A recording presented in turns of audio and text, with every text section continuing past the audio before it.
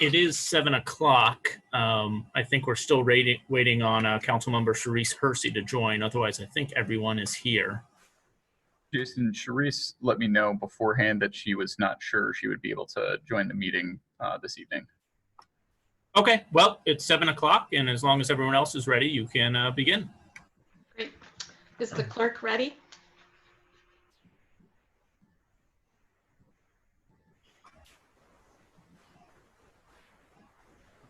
Phyllis, you'll want to unmute your microphone. It's in the lower left-hand corner.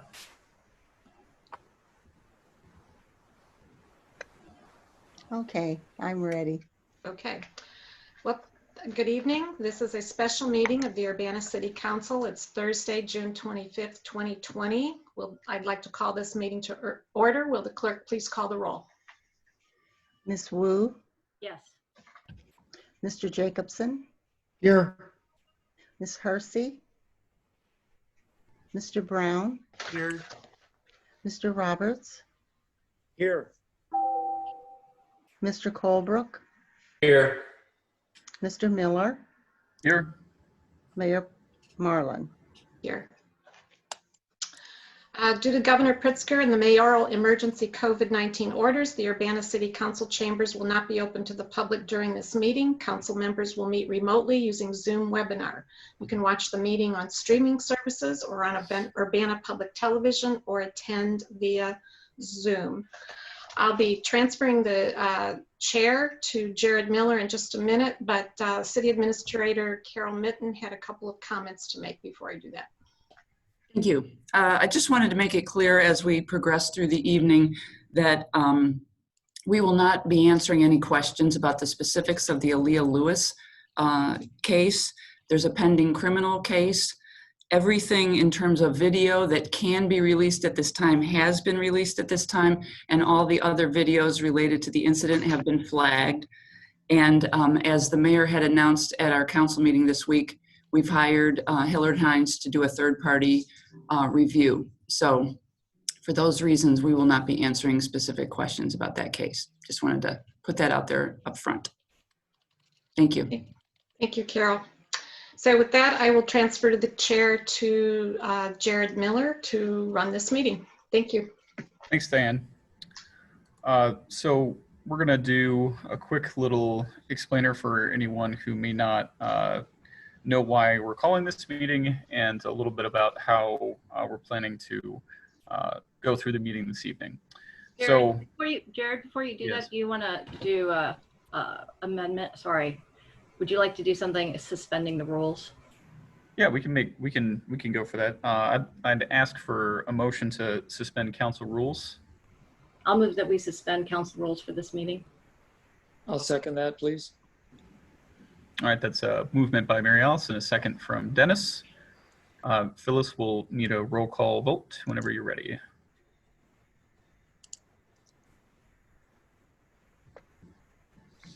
Ms. Wu, Yes. Mr. Jacobson, Yes. Mr. Brown, Yes. Mr. Roberts, Yes. Mr. Colebrook, Yes. Mr. Miller. Yes, that motion passes. So I guess I can start with that. The reason why we're suspending our rules is because general rules in City Council do not provide for much of a vehicle for conversation and dialogue with those who wish to probably hear what we have to say about things and talk to us about the things they're concerned about. So with the suspension of the rules that allow us to have a little more free flow in our meeting, we'll be able to engage in some discussion. We won't open the floor necessarily for all folks. We'll recognize individuals. A lot of people have emailed ahead of time asking to be recognized, and we'll go through some of those as well. A lot of you have read what the plans are. We're going to have 3 discussion topics this evening. The first discussion topic is going to be surrounding addressing existing concerns with policing in Urbana. These things also include things like hiring an outside organization to conduct independent investigation of the arrest of Aaliyah Lewis, addressing calls for reform and redesign of the Civilian Police Review Board, answering community calls to redistribute funds from the UPD to other approaches for answering calls for service within the community, and I'm sure there will be others as well. We've left the topics pretty broad to cover all issues that could be concerning policing in Urbana. So that'll be discussion one. We're in short calling that existing concerns. If you were called on to make comment, please know that there are two opportunities. So that's one of them. The second opportunity will be on what we're loosely calling future concerns or future plans, things that we should consider going forward, plans of action we can take, or anything that weren't covered in our existing concerns that have to do with UPD. So prior to the beginning of the first one, council members will have 2 minutes to make a brief statement to kind of set the floor for some of these concerns that have been brought to us over the past eight weeks, and lay a platform. And then we'll start recognizing folks, starting with groups and then moving to individuals. Before we move on to that, there's just one thing I was requested to do is because not everyone who is in the meeting on the panel side can be seen by our attendees. I was asked if we could let everyone know who's here. So you can see all of the council members here. The others and the host are, of course, the Mayor, Diane Marlin, City Administrator Carol Mitten is here, City Clerk Phyllis Clark, and not seeing anybody else other than UPT. Oh, and Police Chief Bryant Serafin is also in the meeting as well. So hopefully this will go as smoothly as we hope. And I really appreciate all the council members for getting behind this and wanting to help this. Again, this is a purpose is for dialogue. So we're hoping to be able to engage back and forth with folks during this meeting. We're gonna go ahead and start with statements from council, and we'll just go in order if that's all right. And we'll start with Mary Alice Wu. I don't know that everyone has prepared something, but if they have, now is your opportunity. All right. So should I go, Jared? Go ahead. All right, great. I first wanted to thank the public, all the public that have emailed us, who've come tonight, city staff who are here tonight, and council for coming together tonight. It's been a really busy week, and I just wanted to let people know that if you don't see some of the city council members here, it's because they were given late notice for the meeting, and so they were not able to rearrange their obligations. So along with tonight's agenda, Jared talked a little bit about how we wanted to cover things. We also have kind of a list of guidelines in terms of how we want that conversation to go. And I just wanted to kind of aim two things. The first one is we really aim to have a productive and a constructive and a civil conversation tonight. And in order for us to be able to hear as many people as possible, we're asking people not repeat questions. So hopefully we'll be able to answer it the first time. Beyond the housekeeping items, I wanted to convey a little bit of background about my thoughts for this meeting. So the first thing is I think that it's really important that we hear all different kinds of voices to move this conversation forward. We need to learn both from the communities that are most affected, and we also need to learn from law enforcement to have real and lasting change. One of the items that really resonated with me in the past few weeks was the Community Coalition's discussion a few weeks ago. In that, Tracy Parsons spoke about a few items that the community should be working on. And he said, the most important thing at this time is for us to be listening to communities of color's experience. And the second thing was to talk and think about what privileges we personally have. So the second thing I want to do is to acknowledge that we ask law enforcement to do a lot in our community. And I appreciate that we've asked them to do a lot in a lot of different realms. I'm really encouraged by the mayor's announcement that we're going to have serious conversations on a one-door operation, so that's great. And I wanted to say that I think that by passing the NAACP 10 shared principles this last Monday gives us an opportunity to have a constructive conversation with multiple people on how we can move forward. Finally, with my last 18 seconds here, I want to thank Eric Jacobson for his 10 years of service to the community. You will be missed by me. Thanks. Thank you, Mary Alice. Eric, you're up next if you'd like to read something or put something forward. So the major point I want to make tonight is about restorative justice, which is one of the guiding principles of the Black Lives Matter, as it happens. I'm fumbling, there we go. I'm fumbling a little bit because The clock covered up the text that I prepared. Anyway, we now function in a system of retributive justice. What's wrong? Who is wrong? How can they be punished? As opposed to a restorative justice framework, which is how can the damage best be repaired, acknowledging that some damage is irreversible, and how can conflict be resolved and conflicted parties reconciled. I strongly believe we will never heal the wounds in our society except in a restorative justice framework. Retributive justice is a negative-sum game. Somebody is hurt, we assign blame and punish the blameworthy. So now two people are hurt. Restorative justice is a positive-sum game. In conflict between police and citizens in a restorative justice framework, the parties to the conflict would have a mediated dialogue. Other things could happen also, but there would be a mediated dialogue in which they would attempt to understand the motivations of the other people. A model for the restorative justice is the truth and reconciliation process that occurred after apartheid fell in South Africa. Every bit as difficult a situation as the racial situation in the United States. So I have asked the Civilian Police Review Board for cases that they hear to construct a restorative justice scenario and recommend it to the city to help reconcile the conflict in that case and to provide by case histories a way to move our entire justice system in a better direction.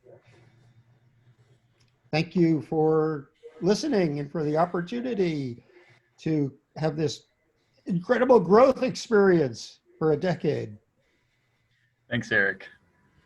Sharice is not with us, so Bill Brown, you're up next. Okay. Didn't prepare a written statement.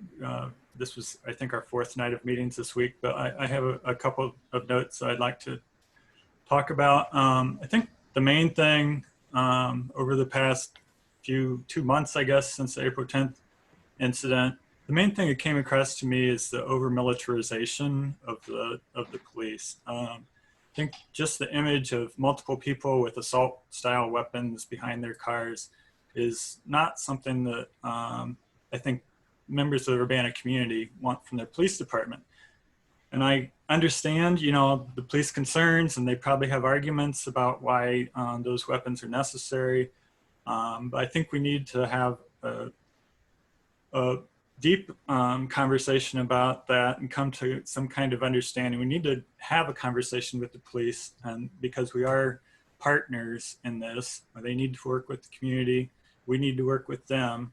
And if we can't come to some understanding, then they aren't going to have that partnership. And I think that can actually result in a more dangerous situation by not having the backing of the community than maybe the trade-off of not using those weapons as much. I mean, I knew they existed and I knew they had them. I didn't realize they had as easy access and used them as casually, I think, as that.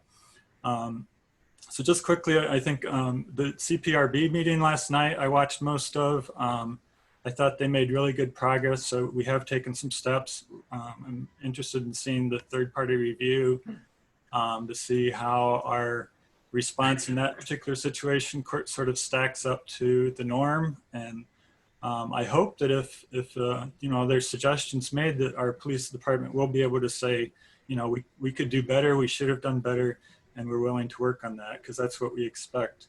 The only other thing, I think we could add a civilian to the Internal Use of Force Review Board, and that could be done soon. We don't have to wait for that.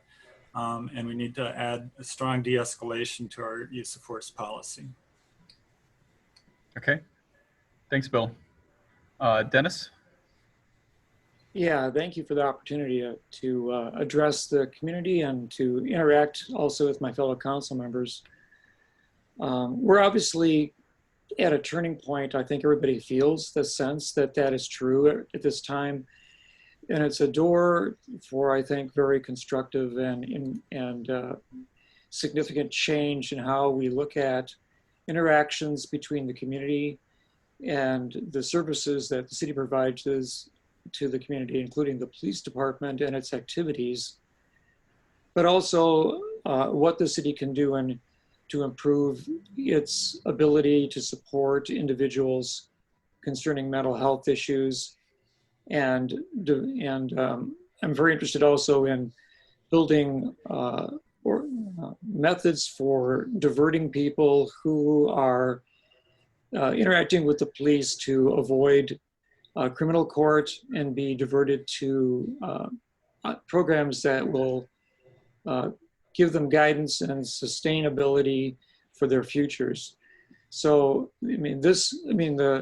what to do at the local county jail has been up in question for quite a long time.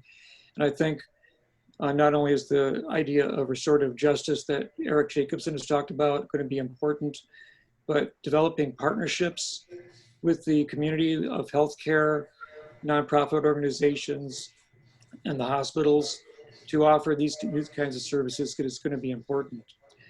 I did also watch the CPRB meeting last night, and I saw that they were making serious new efforts to provide transparency and oversight into the experiences of African-American individuals.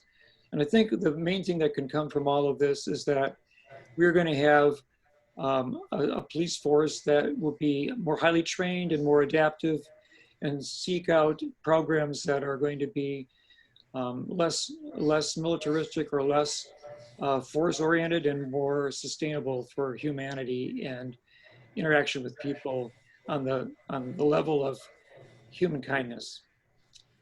It's probably just about, there's a lot more to say, but that's enough for right now. Okay, thanks, Dennis. Bill Colbrook, did you have anything you wanted to share? Yes, I do. Thank you, Jared. I want to thank my fellow council members for coming together tonight, and also want to thank the citizens of the community for attending tonight for this very critical discussion. I'm here to listen. I'm here to learn from the community what ideas they have for policing in Urbana. Some have called for radical change. Many, many more have remained silent or expressed their positions in a more private manner. I agree that nationwide law enforcement needs reform. Local law enforcement, including Urbana Police Department, is not Chicago, New York City, Atlanta, or Minneapolis. Urbana PD is a great agency, but it's an agency that I am certain is willing to take a hard inward look at itself. Citizens have called for an independent review of the incident that occurred on April 10th. And we're going to have an independent review. I, along with others, will be eager to hear about their findings once they're completed. Further conversations will be prompted once the findings are delivered. I too watched the CPRB meeting last night. The members of the CPRB meeting, they're revising their procedures and their role. And these are changes that have been demanded by the community.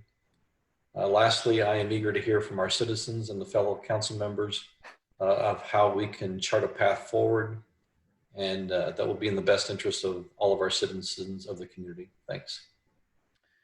Thanks, Bill.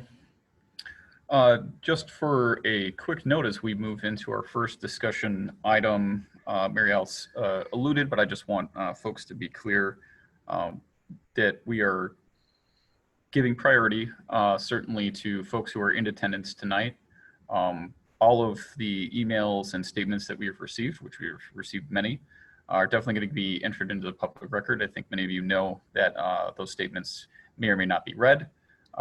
We have, as I'm seeing right now, 102 folks in the audience who may wish to participate in some way, shape, or form. We apologize in advance if we run out of time this evening and we're not able to get anyone in. So that please understand we're on a limited time frame. We're going to start off with some groups and organizations who made it known ahead of time that they wish to speak. And before we get into those folks, just one more note that just popped into my head. So we're going to do this in a manner of conversation of statement and response, or so on and so forth, question and response, something along those lines. So if folks are recognized and they have a prepared statement, great. What we'll do after that is open the floor for council members to respond, briefly discuss, and if there isn't much more to go on that, then we'll move on to the next folks. But if people would like to ask questions, I would suggest that those who are in attendance don't ask 8 at once. Let's try to go, one at a time or 2 at a time, get some discussion about that, and then maybe move on. Mary Alice and I will be paying as close attention as we can to making sure we're being mindful of the time and that we're moving conversation along as much as we can. And I expect that everyone will respect and try to do the same so we can try and get as much conversation dialogue in as we can. So we're going to move into our first public input and discussion with existing concerns. I understand that there's a lot of people on the list, so I can't see if there's everyone here, but UPTV will attempt to find folks on the list and allow them to speak as they're recognized.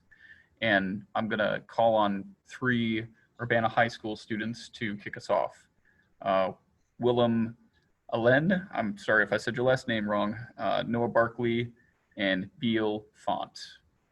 If you can try and help me find those folks, Jason, get them recognized and allow them to unmute themselves. And I believe one of y'all is planning on sharing a screen. If you would let us know who that is, Jason can pop you over to co-host and you'll be able to share your screen with us as well. Okay. Thank you very much for letting us do this. We found this really interesting and we want to share what we think about this whole thing. And I will be the one sharing the screen. So I'm not sure how it's gonna work. Willem, I just promoted you to a panelist, and I'm making you a co-host now. And if you should be able to continue, and you should be able to share your screen, Willem. Okay. I think I see. Yep.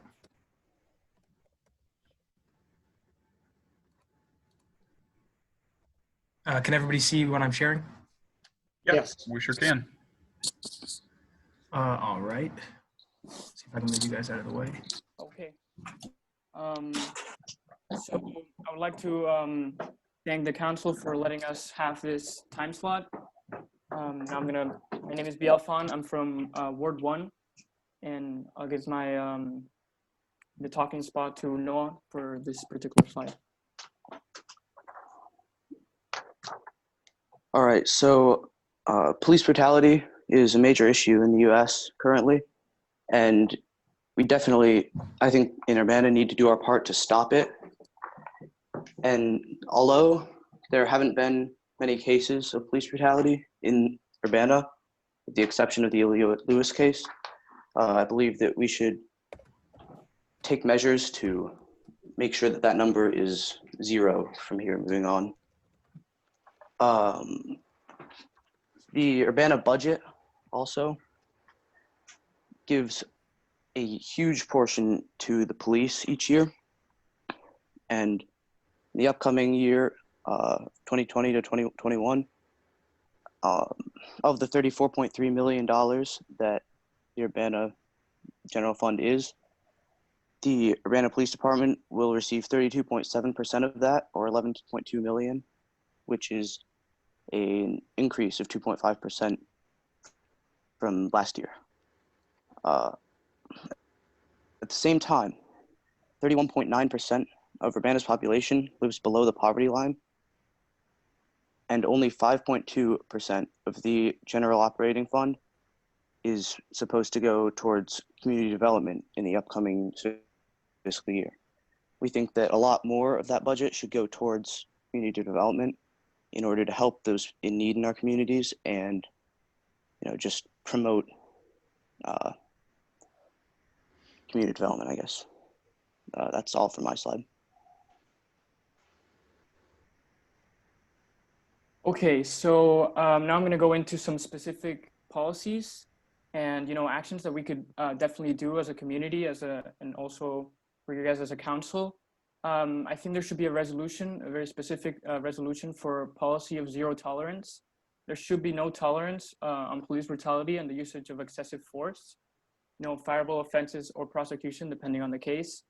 And the other thing that I've been listening to with the community is the issue of police to police. I think the Citizens Review Board is a very nice thing. It's a very progressive thing that has a lot of good possibilities coming out of that. But I think it should represent completely that it should represent the racial demographics and all of our neighborhoods from Urbana. And we should, most importantly, have the input from the African American and Latino community. I know Mary Alice was talking about this because they're the ones that are most affected by this. We are three privileged people of West Urbana. So we usually don't see, criminal activity, poverty, and this kind of thing. So, we shouldn't be leading this discussion. And also be much more actively democratic, we could have some referendums to talk about possibilities of percentages of cuts, transparency, and always constant community input. I think this Zoom conversation is a very nice way to do this. So next.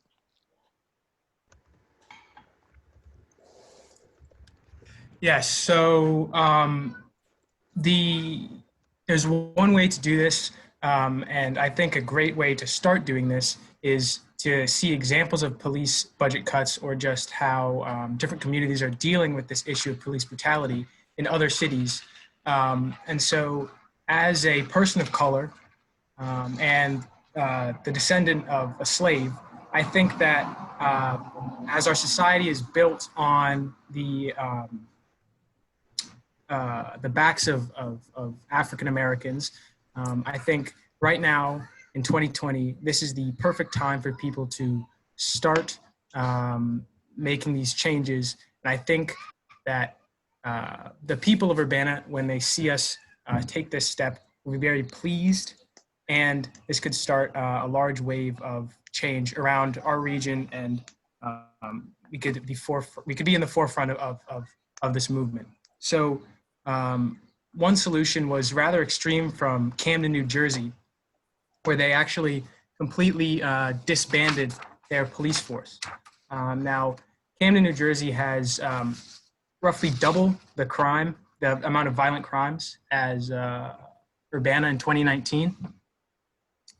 And we had 0 homicides, according to my sources, and they had, a lot more. But they still chose to completely disband. And the philosophy behind this was to create a truly regional force run by the county, and thus they had to directly respond to taxpayers and voters in the decisions they make. I think we could take this into account. However, it is rather extreme, and it is truly up to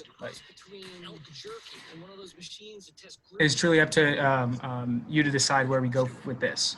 Another thing people do in around 48 states and 2,000 communities is something called Coffee with a Cop. This is a system that has been implemented in Champaign. However, I can't find any evidence that has been implemented in Urbana. So it has a goal of community outreach to increase citizen motivation to report crimes. I know that my family members, Caribbean Americans of color, do not feel comfortable calling the police when something happens to them. Although it should be your first response, they just don't feel comfortable because they feel as if they are being targeted every single day. So one way to solve this problem is through interaction with the community. I think cops should really get out there and experience the community they're protecting. This can also make the job for cops safer, as if they understand who they can trust, it'll be a lot better for them, and in the end beneficial for everybody. Now, a less extreme example than the Camden situation that goes along with the budget cut idea is a 10% cut for the police budget in Milwaukee. This is on the table right now. It has not actually been implemented yet, but with this 10% cut, they plan to reallocate a lot of money to different parts of the community. And my classmate and peer, BL, will go over where we can reallocate these funds to later in the presentation.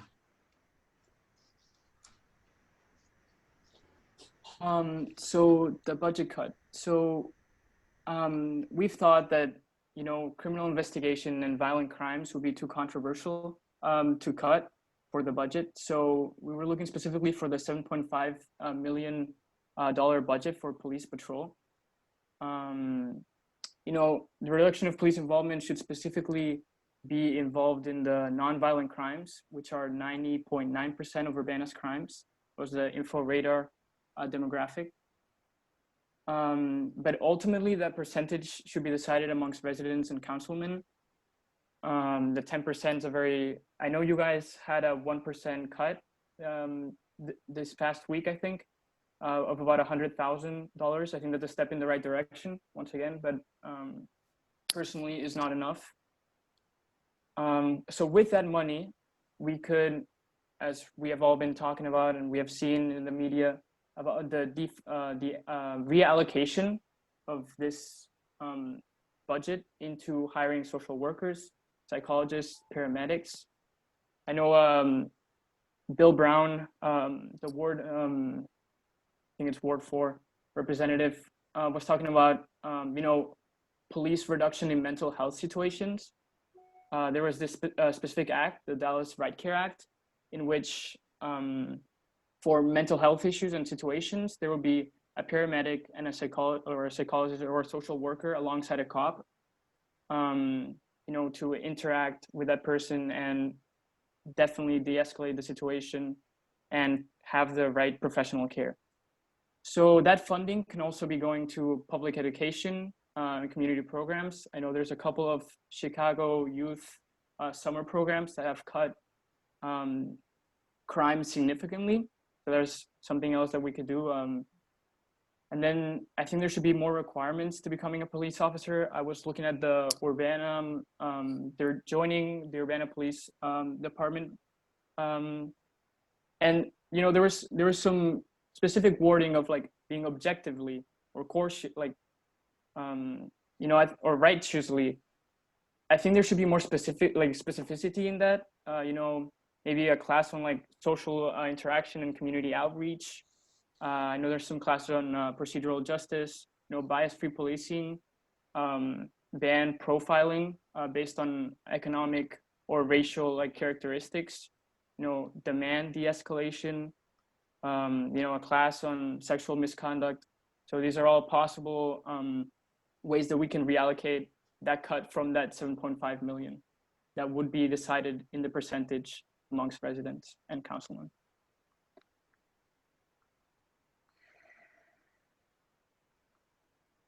So this is another option. I know there was the 10 steps or the NAACP. So there's another one, the 8 can wait.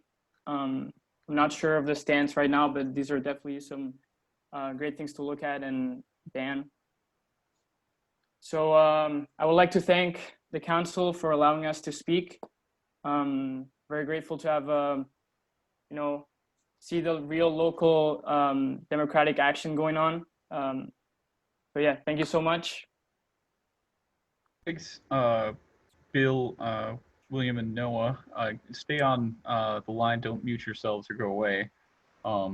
So I'm just going to quickly go over some of the topics that you guys brought up.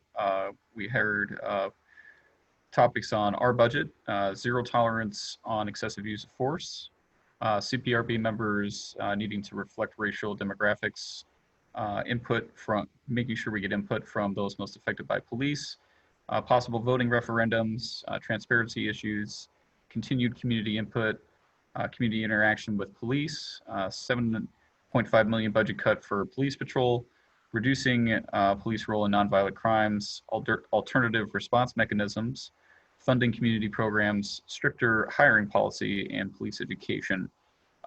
Sounds like those are the ones we heard. What we'll do is I will open responses from council, or if you have questions, council members, for our 3 presenters, go ahead and raise your hand and I'll call on you. Bill Colbrook, I see your hand going up first. Yeah, and once again, I think we're all kind of feeling our way through this forum because this really doesn't happen a lot. And I just wanted to kind of ask the question as far as when there's obvious inaccuracies in somebody's presentation, and maybe it's not intended, but are we allowed to then just kind of correct the record just so we can have a discussion going forward? If you feel like there was a mistake, sure.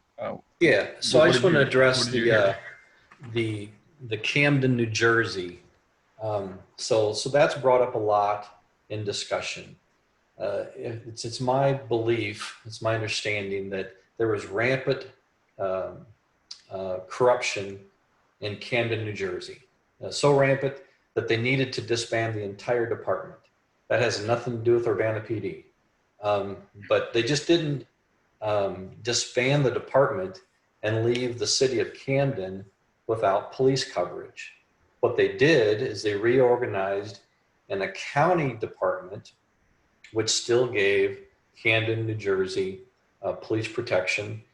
And there's a lot of studies, a lot of articles that you read that when they reorganized and rehired, they actually hired a whole bunch of police officers under the county envelope. The city of Camden actually had more police officers under the county model than it did under the city model.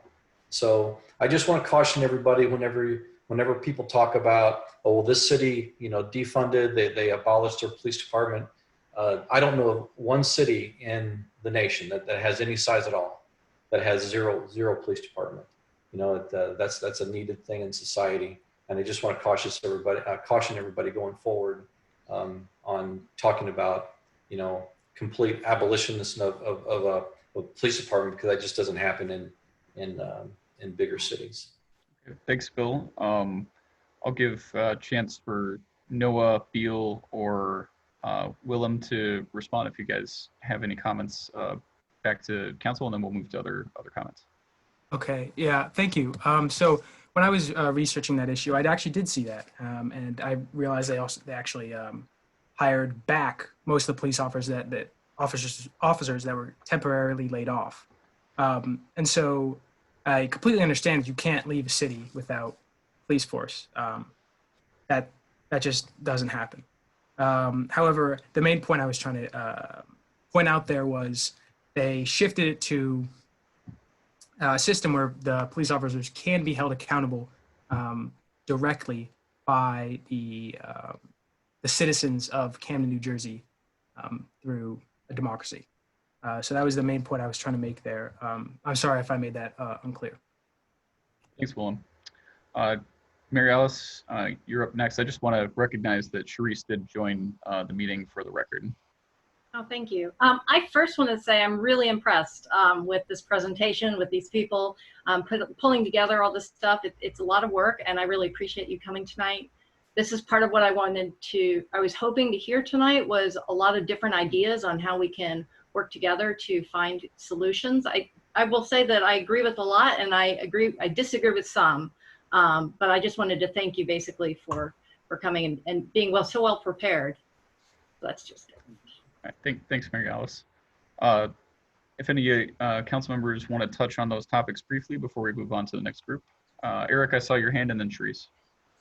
So I just want to clarify what we did, what our council did with respect to the police budget, because I don't think this was so clear in the news accounts. We didn't just cut the budget. We moved that amount that we cut into a dedicated line to planning money for what the mayor has called one door, a separate place, separate from the jail, where people who encounter the police, who can't stay where they are, but they shouldn't go to jail because the problem is either substance abuse or mental illness, or they're victims of domestic violence. And the one door is a facility to which they will be brought, which will have referrals and expertise to deal with those problems.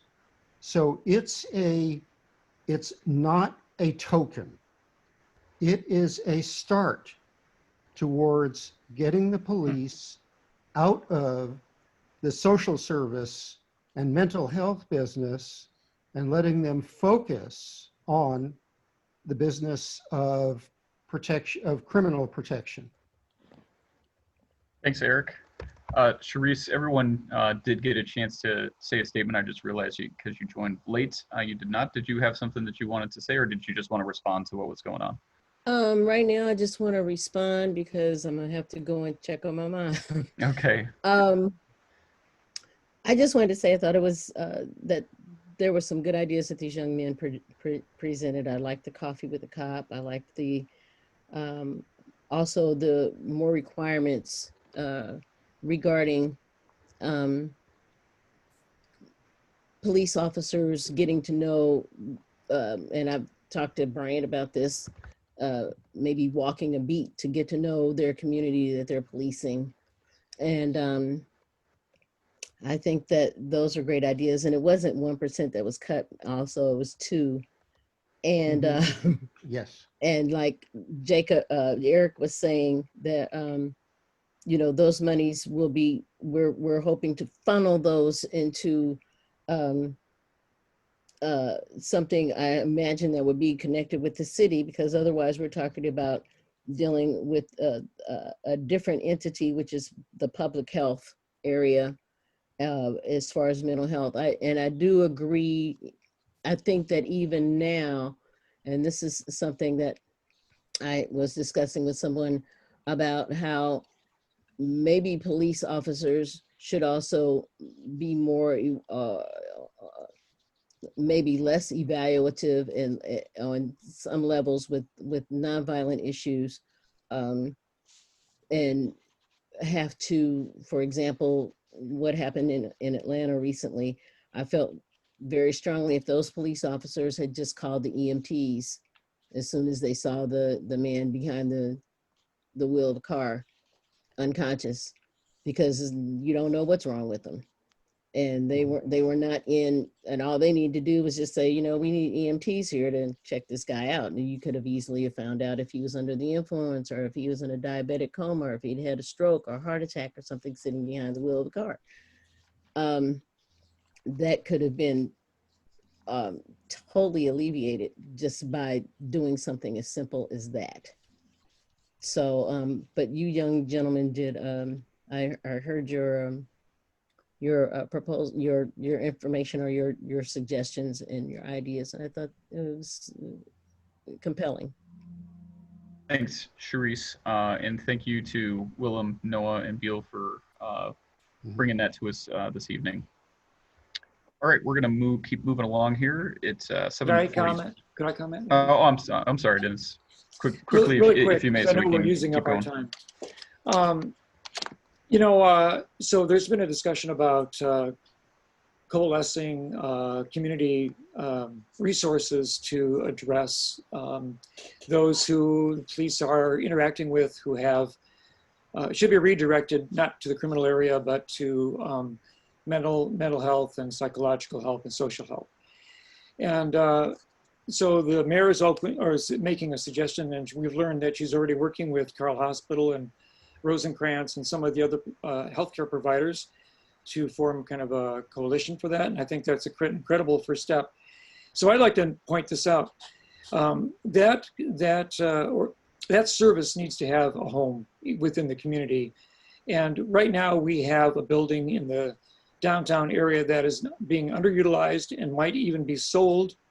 And right now the Urbana Civic Center, it's not in the greatest condition, but if there was a coalition who was brought together to find funding to create a home for this kind of service, and it's not apparently going to be in addition to the jail, the county jail, it's going to need a home. And we've got a building that might be converted into such a use, and it's only a block away from downtown, and it's next to the sheriff's department and the courthouse.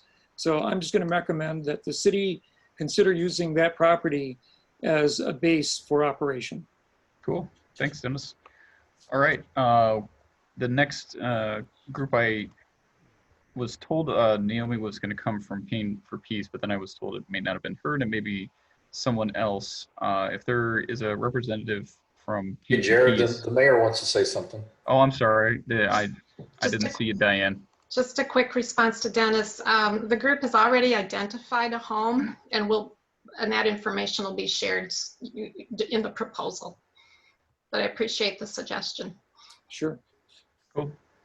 All right. I'm trying to go back to my attendees. If there was anyone from Pain to Peace and you wanted to raise your hands, Sarah, Megan, Minnie, Matt, Carol. I don't think any of you all were coming from that, and I know you guys have specific comments. If somebody does come on and knows that someone is here, just raise your hand and let us know. We'll next move to the GEO, the Graduate Employees Organization.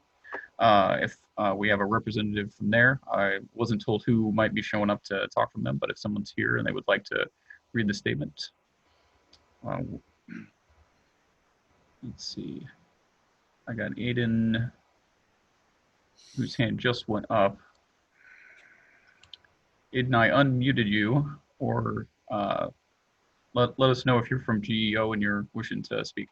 Hi, thank you. Can you hear me? Yes? Yes, I am from the Graduate Employee Organization at UIUC. Okay. Great. All right. Floor is yours.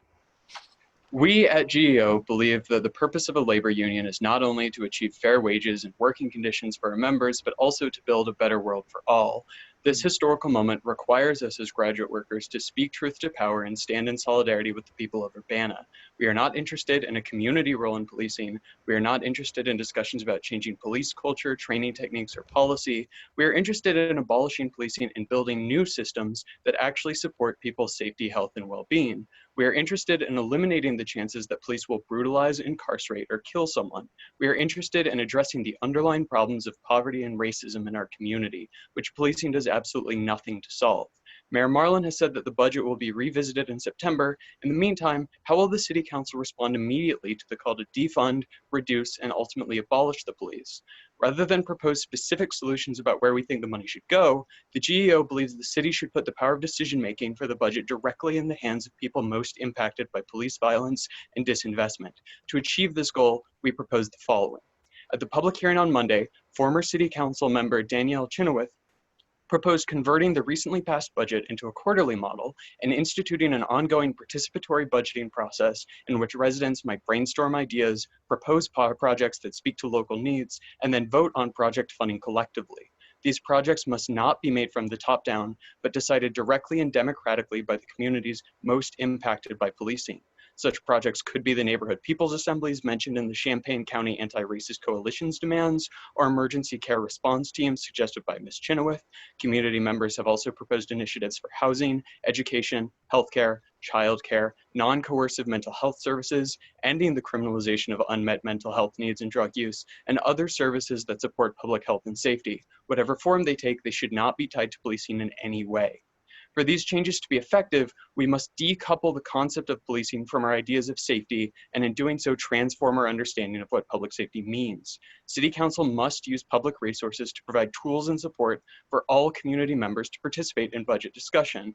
At the same time, City Council cannot burden the community with responsibility for the institutions that exacerbate racism, sexism, homophobia, transphobia, and lack of access to resources. Among other things, this means not working with ICE or other militarized agencies. Communities need spaces and resources to try new things, like community-based education efforts or affordable housing. They need reprieve from punishing expectations for productivity and wealth generation to have the time and energy to talk about solutions and put work into community activities. They need City Council support and accountability, and the City Council and all city offices and departments should actively recruit and create conditions which are supportive for Black, Indigenous, and other employees of color, especially those who are LGBTQ+ and or disabled.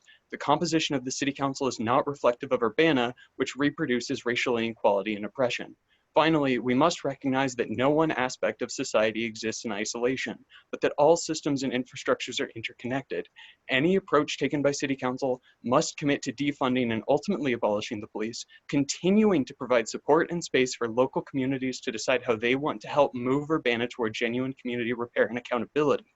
There is no one-size-fits-all approach. All structures of governance must reject all logics of surveillance, punishment, and incarceration. Thank you. Thanks, Michelle. Just for council to note, we are 50 minutes in, and that was our second piece of public input. So if you comments or questions, let's try and keep them as brief as possible so we can get as many folks in. Council, anyone have a response or a question they wanted to ask Michelle? I'm sorry, Aiden. I was reading somebody else's name. Not seeing any hands. Any general comments on any of the issues that was brought up? Okay. All right. We thank you, Aiden, for speaking and bringing those issues to us. All right. Eldris, Melinda Carr, Reverend Dr. Underwood in attendance. I received a question they wanted to speak on behalf of the Ministerial Alliance. Go ahead and raise your hands if y'all are in here, or Jason, you can hunt them down. See, we found Dr. Underwood. Yeah. Dr. Underwood, are you there?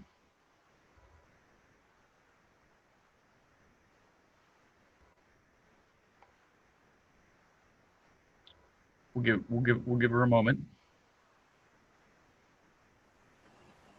Looking through my list for Melinda. Not seeing her. Dr. Underwood, you're unmuted if you want to go ahead and speak.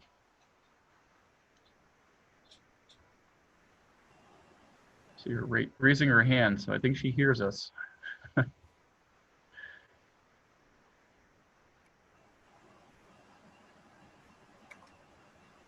Dr. Underwood, we can see you. If you can hear us, go ahead and unmute and go forward.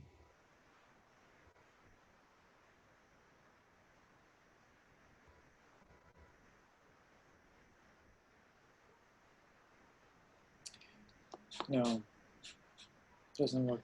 Okay. All right. We'll keep trying. We'll come back again.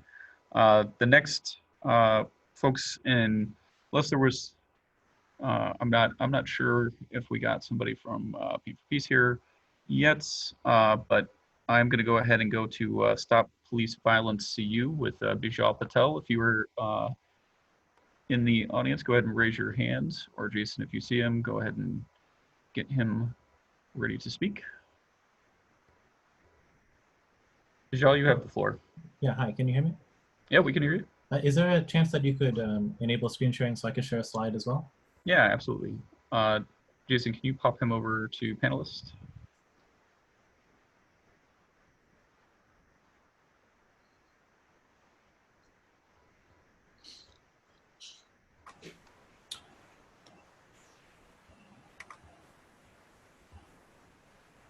Okay, we are seeing what you got up there, Bijal.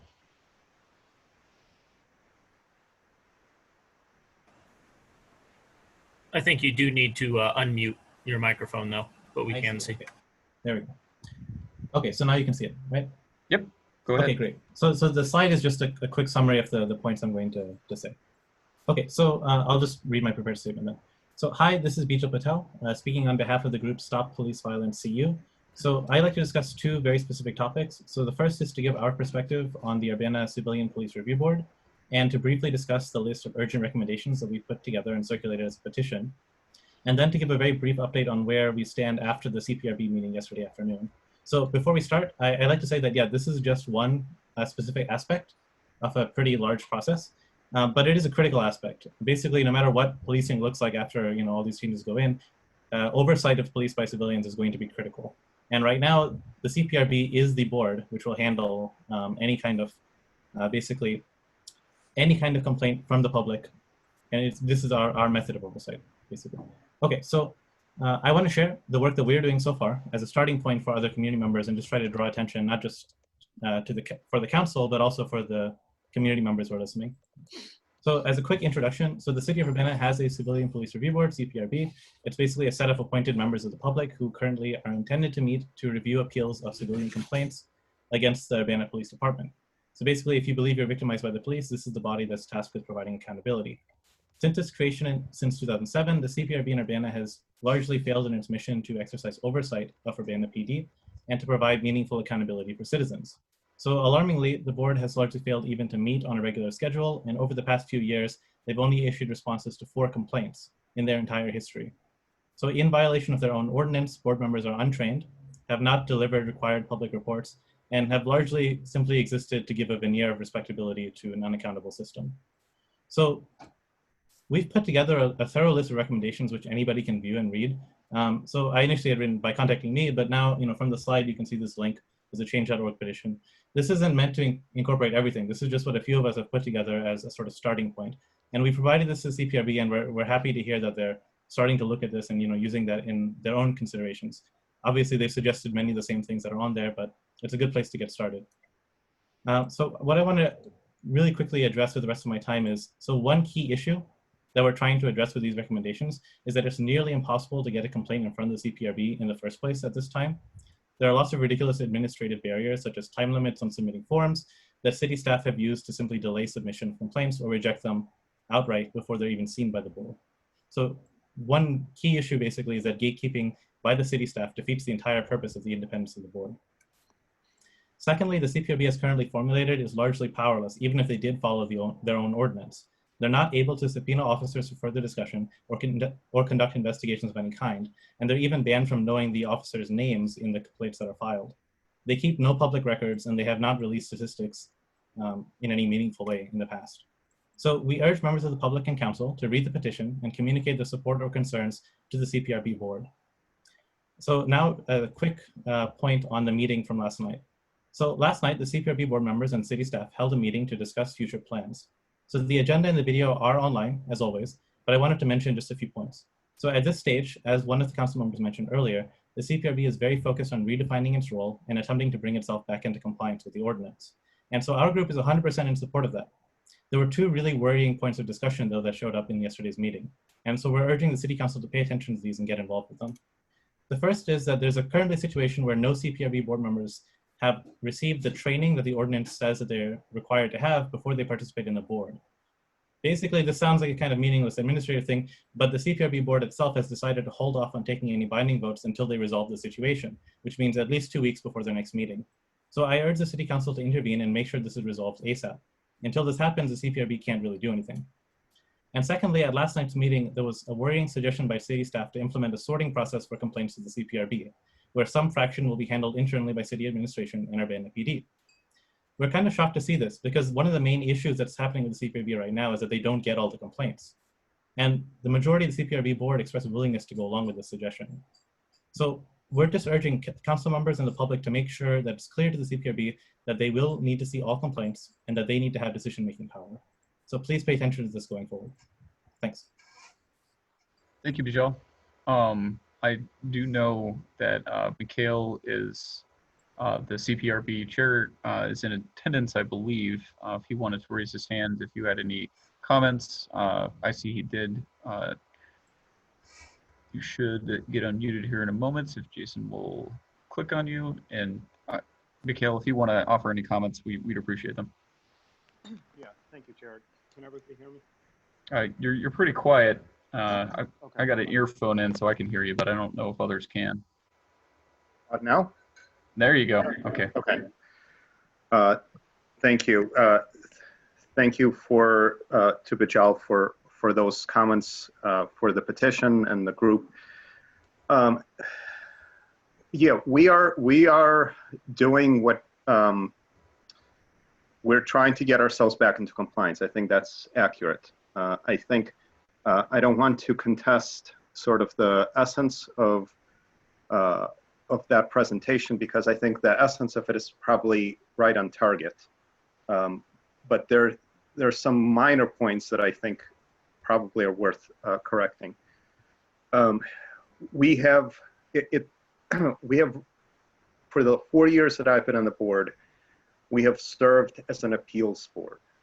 So the only complaints that we have seen, apart from, well, the only complaints we've seen are those that have been where the complainant has submitted an appeal. So we are moving toward, and we have already changed that so that a subcommittee of us will be looking at every single complaint that comes into the system. And I've been working with city staff to make sure that every complaint, no matter what it is, if it's that the law enforcement officer failed to come to a full stop at a stop sign, and we literally have complaints of that nature. At the moment, we will be looking at that, not as a full board, for the moment as a subcommittee, and then with the idea that if there's something that the subcommittee sees that is of concern, they'll flag it and we'll review it as a full board the way that we have previously been reviewing appeals. So, we're looking at that. We're expanding our oversight, not contracting it. But while we're expanding it, it makes sense to us. And we're still in the process of gathering public input. We're still in the process of, we haven't had a full discussion. But we're prepared to consider that some complaints are, sorry, I just got distracted by my dog who's not where he should be. That there are some complaints like a rolling stop, like a speeding violation that are important and that we want some, it's good to have those complaints. It's good to get a response to those complaints, and it's good for the CPRB to provide oversight over, how many of those complaints are happening, how are they responded to, what's happening. But it may not be something that even 3 people of the board need to be looking closely at, so that we can be looking more closely at any kind of use of force, at any kind of taser deployment, obviously an example of use of force, but the sorts of things that I think community members are generally much more concerned about. And if that's not something that, if the public wants us to have, oversight over these more minor complaints as well, then, I think we're certainly open to it. It just made sense for us to, given that we're expanding our oversight role, it made sense to us to say, well, how, what sorts of things do we want to look at? Are there some things that we don't, at least as they initially come through the system? Okay, thanks, Mikhail. Vijay, did you want to respond and comment? Yes, I'll just give a very quick response. So, sure, thanks. Dr. Levinsky, I definitely think is doing or trying to do the right thing, and I appreciate his response here. So one thing I just want to say is, so I won't get into the very specific things about the organizational charts and things. Those I think we should discuss outside of this conversation, and I'll definitely follow up with you. But something just to point out is, so the chair is a very reasonable guy. Please, everybody who's interested and who's watching, feel free to reach out to him. The main thing I'm trying to get across right now is just, we need to make sure that everybody still pays attention, and especially the council needs to make sure that they have an active role as this is developing. And so I appreciate Dr. Blinsky's comments, and definitely I'll follow up with you on this before your next meeting. Thanks, Vijay. Any quick comments or questions from council members? Eric?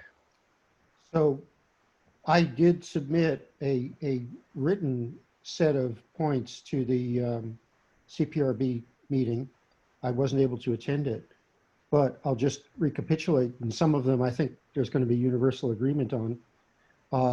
I think that the CPRB should review all complaints, that the complainant should not have to appeal. I think CPRB should actually review all uses of force in taser deployment and other uses of force, whether or not there's a complaint.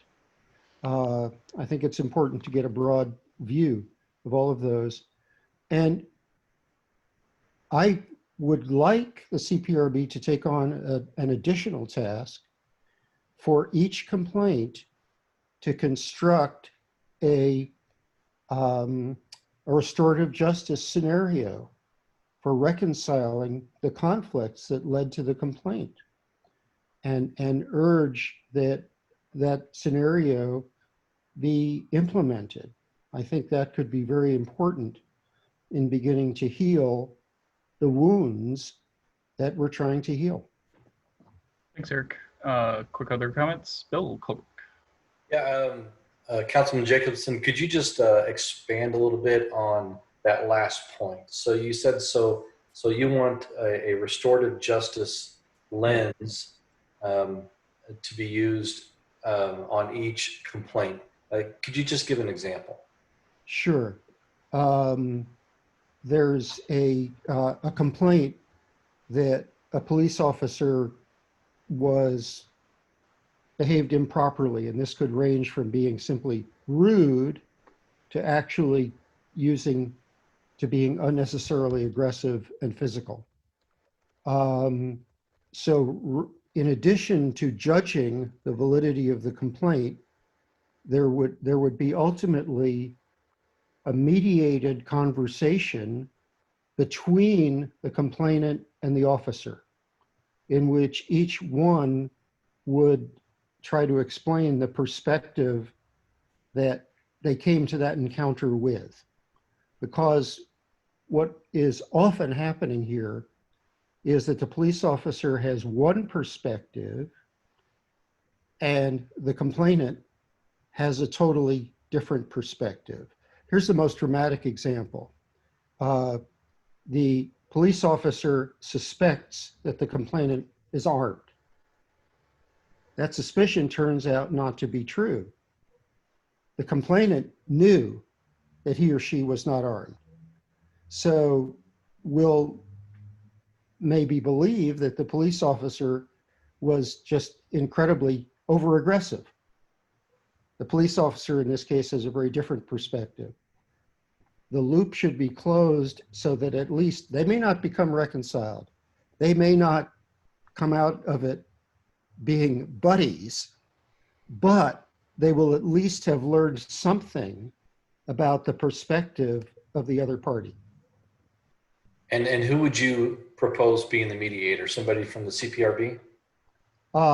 You know, I think there are people who are expert in this, far more expert than I am in restorative justice as it's implemented. So I think that's a specific level. That's a level of specificity that I would have to sort of defer to somebody who might be a better authority on that, although I would be happy to research that and try to understand it in more detail than I do right now. Thanks, Eric. Thanks, Bill. All right, we're gonna keep moving along unless anybody else has a real quick comment. All right, not seeing any. All right, so let's go ahead and jump back to the Ministerial Alliance. I'm gonna get Melinda Carr. You should be unmuted, Eldris, Melinda Carr, and I will also have to unmute Dr. Underwood. Go ahead if you can, if you want. Good evening. Can you hear me? We can. Okay. Thank you. Good evening. First, just wanted to thank the council members who requested the special meeting, Jared Miller, Mary Alice Wu, and Dennis Roberts, and allowing the community to give input on this very important topic that has been going on for a little while. And just wanted to, as part of the Ministerial Alliance, so I'm the Vice President, Eldris Melinda Carr, and sorry you can't see me. Tried to get on, but wasn't able to access by phone. But just wanted to reiterate that the Ministerial Alliance are concerned about the things that are happening, and the letter that we had submitted on June 8th was read by the mayor. I will try to go through some of the things because I want to give time for other people who may have issues as well. We want to make sure that people understand that the Ministerial Alliance is Black and white ministers, And some people refer to us as the Black Minister Alliance, but it's the Ministerial Alliance. We have Black and white ministers as part of the ministry organization. Pastors, elders, ministers, evangelists, and other clergy. And we want to be able to acknowledge all the ones in the community who have come forward, because we are at this point because people have come forward and been very courageous to bring things to the council, individuals, organizations, and not only now, it's been happening for a while. We have people like, for example, Doral Cruz, and he shares some information. We like to be able to bring some information later after this meeting because, it's kind of short notice, but some of the things that have been shared with us, data and information and details about proposals. So we would like to reserve the right to be able to bring information after this particular meeting. And it's going to take collaboration from all the different individuals and groups. And I know you have a lot thrown at you, council members, for trying to do what is right. I just wanted to say, today, if you give me a minute, I was looking at the news and then I saw that there's a bear on the loose. And the bear, the black bear, has more rights than the individual. When you think about, they're protected by law. They cannot be hunted, killed, or harassed unless there's imminent danger, a threat to safety. And a bear has more rights, and that shouldn't be. So I just looked at that, and that really struck me, and I wanted to say that before I kind of looked at our letter, so if we can think about, we do need police for the protection and to serve people, to take care of people. We need to get back to that concept so that people are not fearful. And people, trust has been broken. And that's what people feel. A trust has been broken in our community.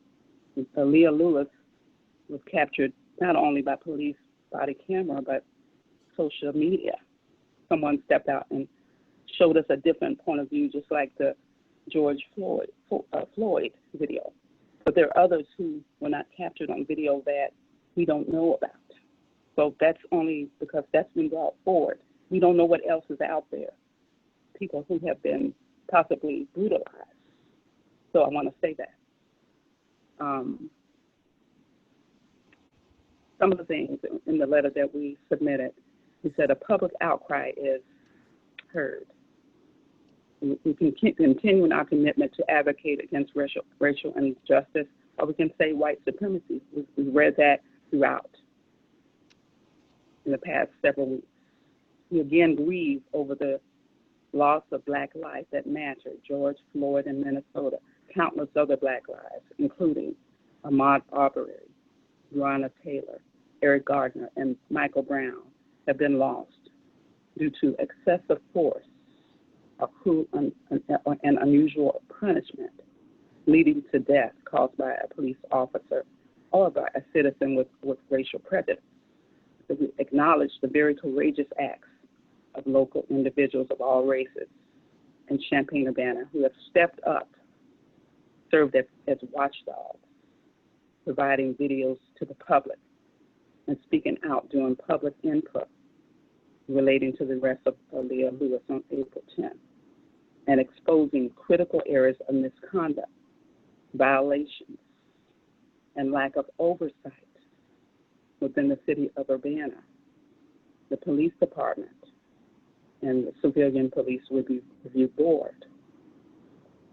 In addition, we acknowledge and support recent efforts of the NAACP and other community organizations to hold the city of Urbana and Urbana Police Department accountable for the excessive use of force leading up to the arrest of Leah Lewis on April 10th.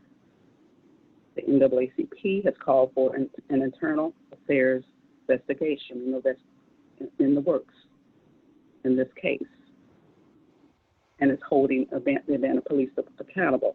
Now, the 10 shared principles were adopted, but we know there's more to be done. Besides those principles, there are things that need to be done to, of course, to build relationships and trust between the police and the Black community, but the policies have to be looked at. I was at the meeting, I heard what the principles and what was talked about. The policies have to be looked at.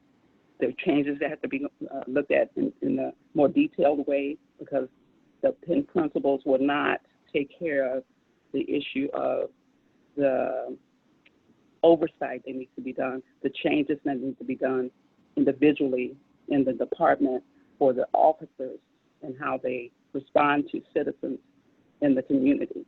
So there's still work to be done. We appreciate the 10 principles, and we know there's other work that has to be done, because it's still at the preference of the police departments in the city. Still has to look at things and how they should be implemented. The community has not been silent on the issue of injustice. And I mentioned, which I did not have in the letter on June 8th, but there have been some updates that you've received from Daryl Cruz, some very detailed action items that should be considered, and you have them before you. If you don't have them now, they've been shared with you, and we have seen those as well as part of the Alliance, but we would like to have some time to look at them and review them, as well as other proposals that we have before us. In 2014, organizations publicly denounced the use of military-style assault rifles. And we see that a part of what was going on with Aaliyah Lewis. So that's not new. And we find ourselves facing those issues because they have not been dealt with. There's not been oversight. People feel like things have not been taken seriously. In 2015, we collaborated with the CU Citizens. Daryl Cruz was a part of that, because that's the same report that he's dealing with now in 2020, 2019, the data. The Urbana Traffic Stop Data Task Force, which was formed back at that time. But we're still looking at some of the same issues that need to be reviewed, and we need to take, and that's why we're having this meeting, and I'm so grateful that we're doing this, putting in place safeguards to help stop the abuse, stop the harassment, the type of things that are happening, to help citizens become more trusting to the relationship they have with the police, working with the police. When all police officers, we need to identify a criteria for determining when police officers are abusing their authority against citizens, the rights of citizens, unlawful search, seizure, or harassment by police officers, putting in place safeguards to make the process more transparent, to avoid the fear of reprisal, when filing complaints, and recognizing the code of silence that exists within police departments among police officers, and putting in place, and we say in here, the democratically elected, not appointed police board. Why? Because sometimes the boards become co-opted when they've been there for a while. If they're appointed, sometimes they're appointed with a motive, and they may not be able to act objectively or hold the official accountable because they become a rubber stamp. We don't want rubber stamps. We want people who are very courageous and able to hold whoever it is accountable. If not, they should not be there. The board should have authority to review all cases, not just upon appeal, and with subpoena power. I attended most of the meeting last night for the review board, and Champaign has subpoena power. Next door, our sister city, they have subpoena power.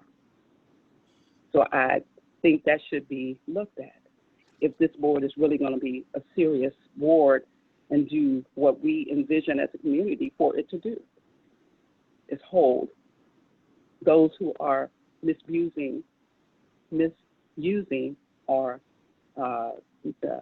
causing harassment or causing abuse for the citizens, if they're not doing their job appropriately, I'll just say that, then they should be reviewed. They should be looked at. There should be a way to know, this review board should be able to know a way to track. There should be a way to track. As I was listening at the meeting, there should be a way to track, some kind of code to show if there's a pattern with the individual police, then something should be done. It shouldn't be repeated over and over again. Each individual Ms. Carr, I'm sorry, my job is kind of to keep track of time going on here. I was wondering if you'd be able to share just some final thoughts. I'm sorry, we have like an hour and a half already into the meeting, so I just want to make sure everybody has a chance. Okay. So do you have any final thoughts that you can share? Okay, some final thoughts. I'll share those. Thank you. So, thank you. To make sure that citizens are able to come forward with any complaints, and they feel there's no fear of doing that, that there's an open process. And there's one thing I wanted to mention about the voluntary mediation. What does that actually mean? That's on the form. What does that mean when a citizen is doing that? So there's some things that we need to define so that a citizen understands what they're doing into that process. So I'll say that, and I'll leave it for someone else. Okay, thank you, Eldris. Any quick comments or questions from council for the Eldris? Okay, not seeing anybody raising their hands, so we're gonna hop on to my last group, and then we're gonna start going to some folks who are in the meeting with hands raised briefly before we pop into our last topic. And you know, these topics are relative, so if you have questions or concerns, they probably are justified at both, but we'll go ahead and move on after this last group and some individuals. It's Justice for Leah, Danielle Chenoweth, if you are in the room.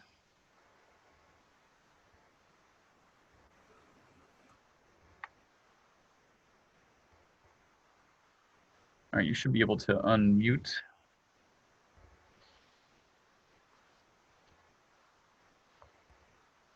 Hello, can you hear me? We can. This is the wrong Danielle.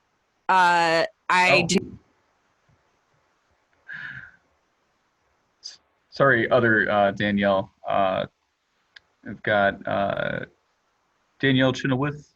I see your hand raised. All right, Danielle, you should be able to unmute.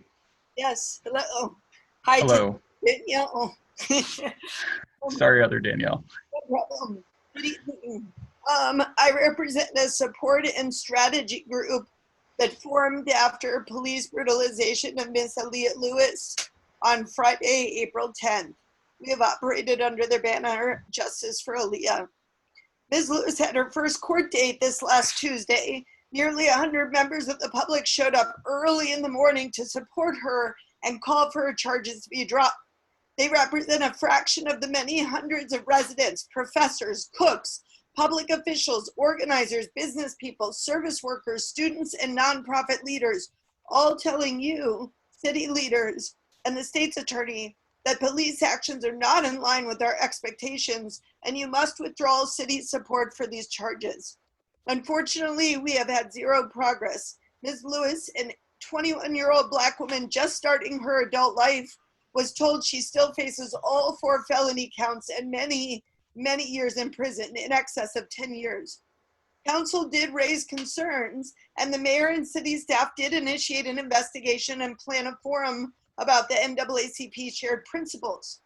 We want to raise our voice that we're very concerned about the limits of public participation and voice in this process. Public input has been curtailed at meetings. The hiring of the investigator did not go through a public process with a vote by council, where the documents would be posted online for the public to see and comment on. We were told the forum will be invitation only, which is unacceptable.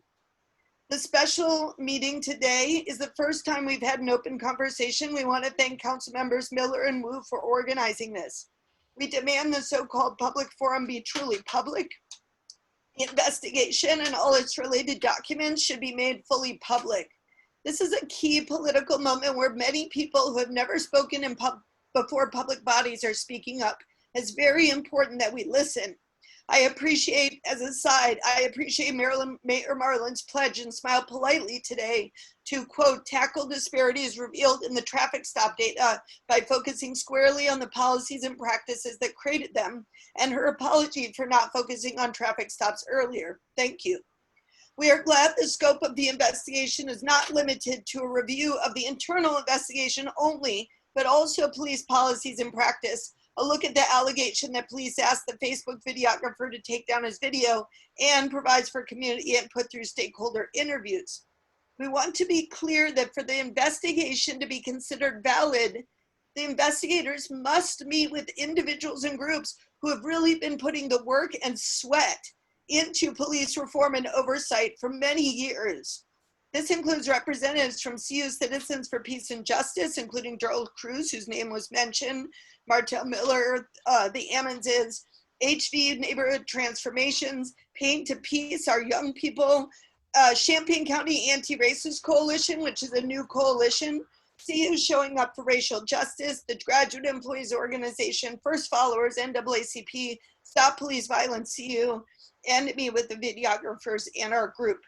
They must review public input regarding the arrest since April 17th, and they must watch the tape of April 27th, not just read the report. We insist that they must watch that council meeting.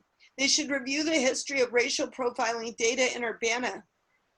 Gerald Cruz has summarized it well. That work is done. We should have access to all, they should have access to all the original CPRB complaints. Lastly, we want the council to understand the political moment we are in.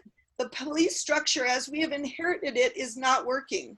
This is made obvious to us when Chief Seraphin showed us nearly an hour of footage of a young woman being punched, hit in the ribs with a knee, a rifle pressed into her back, told to act like a lady, arms already handcuffed, hyperextended, forced into a police car, shackled and spit hooded. And then we were told, all good here. That calls into question his judgment, the judgment of the CAO sitting next to him, the police policies as a whole. Aaliyah's statement is that she does not want this to happen to other people. Unless we interrupt this and forge a new path, it will happen again. I'm just going to end with a few questions because this is a forum in which we can ask those questions. What is your commitment to righting the wrong done to Aaliyah? What will you do to address use of force and police policies that claim, quote, no wrongdoing? Will the council pledge to modernize the CPRB ordinance to give it the powers it needs to be a true tool of police accountability? Will you claim your legislative role and not leave it up to the administrators to gatekeep and render the CPRB useless? We're very concerned about the meeting last night and the tendency towards that. And lastly, what is your long-term plan to establish and fund a parallel structure outside of the police department and its FOP contracts to respond with supportive services to people in need? I want to thank you for your time and thank you so much for hosting this conversation. Thanks, Danielle. Did any council members want to briefly comment or ask questions? I'll briefly comment if that's okay. I was trying to write down quickly what Danielle was talking about. I think that I just want to say, and I'm not going to speak on behalf of all the council members, but purely just my summarization of all the conversations we've had during city council meetings. I feel that all of my colleagues are staunchly behind reforming and bringing up to date where the CPRB board needs to be. They've been doing a lot of work, and so I look forward to what that review board can come to us back and say, this is how we think it should be, so we can have a broader conversation. The second thing that I think we've all talked about is response, a different response group for different types of calls. And I think that the vote that we had on Tuesday night for the budget shows a little bit that we're willing to start looking at how are we going to fund that. We don't have the policy yet. We don't have the group formed yet, but a lot of those conversations are going. And I personally am really strongly in favor of this model. So I just wanted to bring up those two things. Thanks, Mary Alice. Danielle, did you want to respond at all of those comments briefly?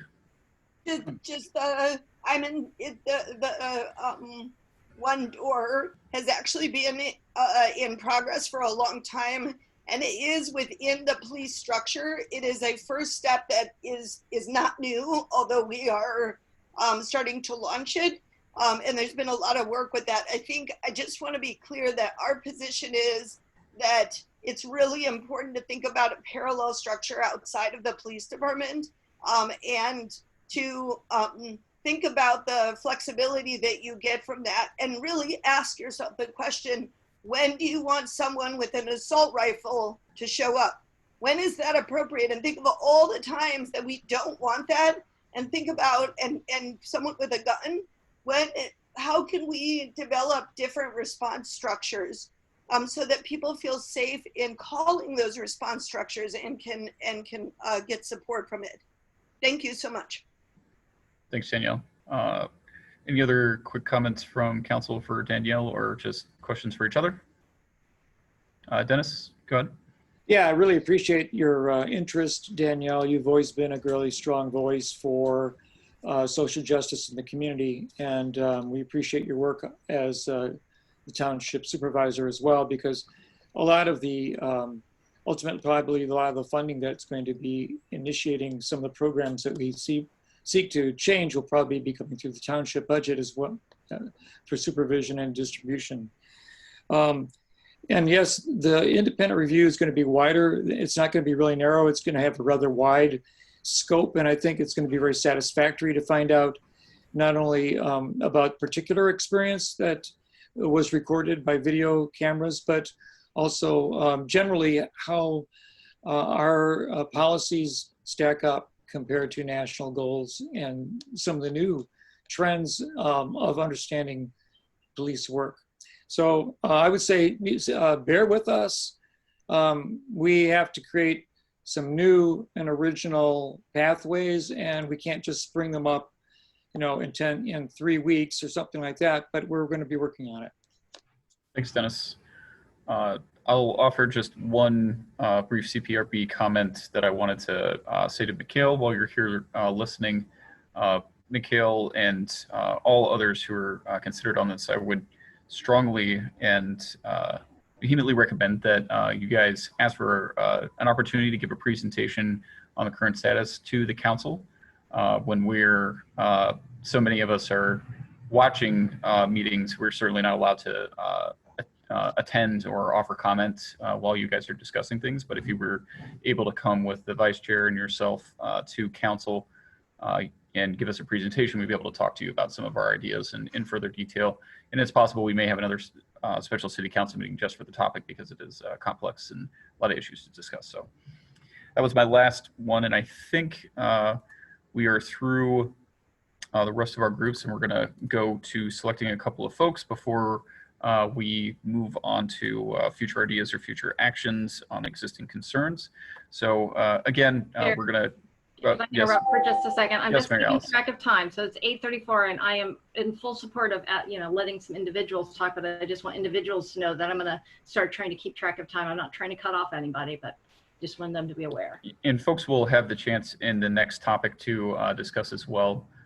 So this is existing concerns. We're trying to do future actions, future suggestions in the next topic. So if you would prefer to speak in one or the other when you're called, just make that known if you'd like to address an existing concern, or if you're liking to go to future topics. All right, so first up, I've got Megan. I'm showing on my screen, and you should be able to unmute yourself now. Carol Spindell was going to make a statement for the ACLU. Oh, okay, Megan, if you want to hold for just a moment, we'll let Carol go ahead and go for ACLU. Carol, you should be able to unmute yourself. Okay, can you hear me? Yes, we can. Okay, perfect. Thank you so much. Champaign County ACLU is an organization of nearly 2,000 member households, and we strongly support structural police reform in Urbana. And we're pleased to be part of this local dialogue and the larger statewide one to reimagine public safety to make it more effective and more equitable. We can start by asking which rules we want our police to enforce. Transparency is essential. We commend the mayor and council for the independent investigation and the steps they have taken to make it easier for community members to file complaints. But we urge also an accessible and transparent process for the public to access the complaint records of every officer. The Civilian Police Review Board should be strengthened, and it could serve as an important conduit for communication between the public and the police. But ultimately, it is the responsibility of the elected mayor and council to hold the police accountable. We stand solidly with the NAACP, and we commend the mayor, the council, and the chief for committing to the 10 Shared Principles initiative. The department should regularly release information on how many officers have completed the program and any other de-escalation training. Beyond that, it is essential to revise the use of force policy so that it includes a step-by-step mandate for de-escalation. Disciplinary policies must also be revised so officers who do not follow the new policies face concrete consequences. We urge Urbana to be the model community it can be and take out the ambiguous union language that makes it difficult to discipline officers who have not acted professionally. We also urge a policy for body and dash cam video release when force has been used. We continue to urge the elimination of military hardware, and we feel that accountability is the only way to have pervasive, sustainable change. Finally, we want to say in a democracy, to be harassed, intimidated, or humiliated, even in small ways, by your own public safety police officers is a terrible betrayal of the constitutional contract between the people and the police. To treat Black and brown people as suspects and white people as innocents who deserve protection undermines our democracy. It has to end now in Urbana. The police chief must change the culture. The chief must hold officers accountable. Our elected representatives, the mayor and council, must hold the chief accountable for policing that is equitable and effective for our city and our time. And finally, the voters must hold the mayor and council accountable. Thank you so much. Thank you, Carol. Any quick comments for Carol? Go ahead, Bill Brown. Yeah, Carol, I know ACLU and other groups too have urged us to release body cam footage when there's been use of force. And there's also concern about the way the body cam footage was used at our council meeting on I think April 20 something, when we had the presentation from the police on that. And there was concern that that violates constitutional rights. I know when officers record body camera footage, they are supposed to turn it off at certain times, or it wouldn't be released if it's within someone's home or something like that. Have you had indication to look into that at all as far as the violation of constitutional rights when it comes to police body cam footage? Well, it's a complicated topic, and the video release policy, there are some exceptions in it. I did look at the one for New Orleans, and I did look at the one for Chicago, and there are some exceptions written into it when you don't or cannot release it because of certain pending judicial things or certain things. I couldn't cite them all now. But there are some exceptions. It's not true that all video cam footage can be released. We did pass the presentation by our legal staff at the ACLU of Illinois. And while we found the presentation problematic in many ways, it was not illegal in any way. Interesting. Okay, thanks.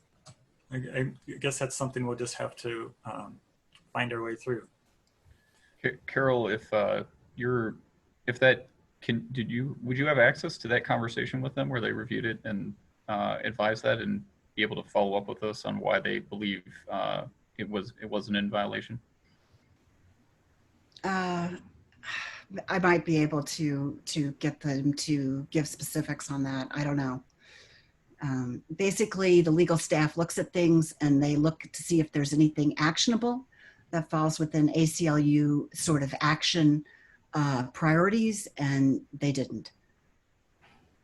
Okay. well, we'd be interested to hear the perspective if it's available at all. Okay, we're always interested in more dialogue, and we really appreciate, the possibility to participate and continue this conversation. Thanks, Carol. All right. Any other quick comments or questions for Carol? Okay, we'll recognize just a couple more folks before we move. Megan, you are next in line, and you should be able to unmute yourself.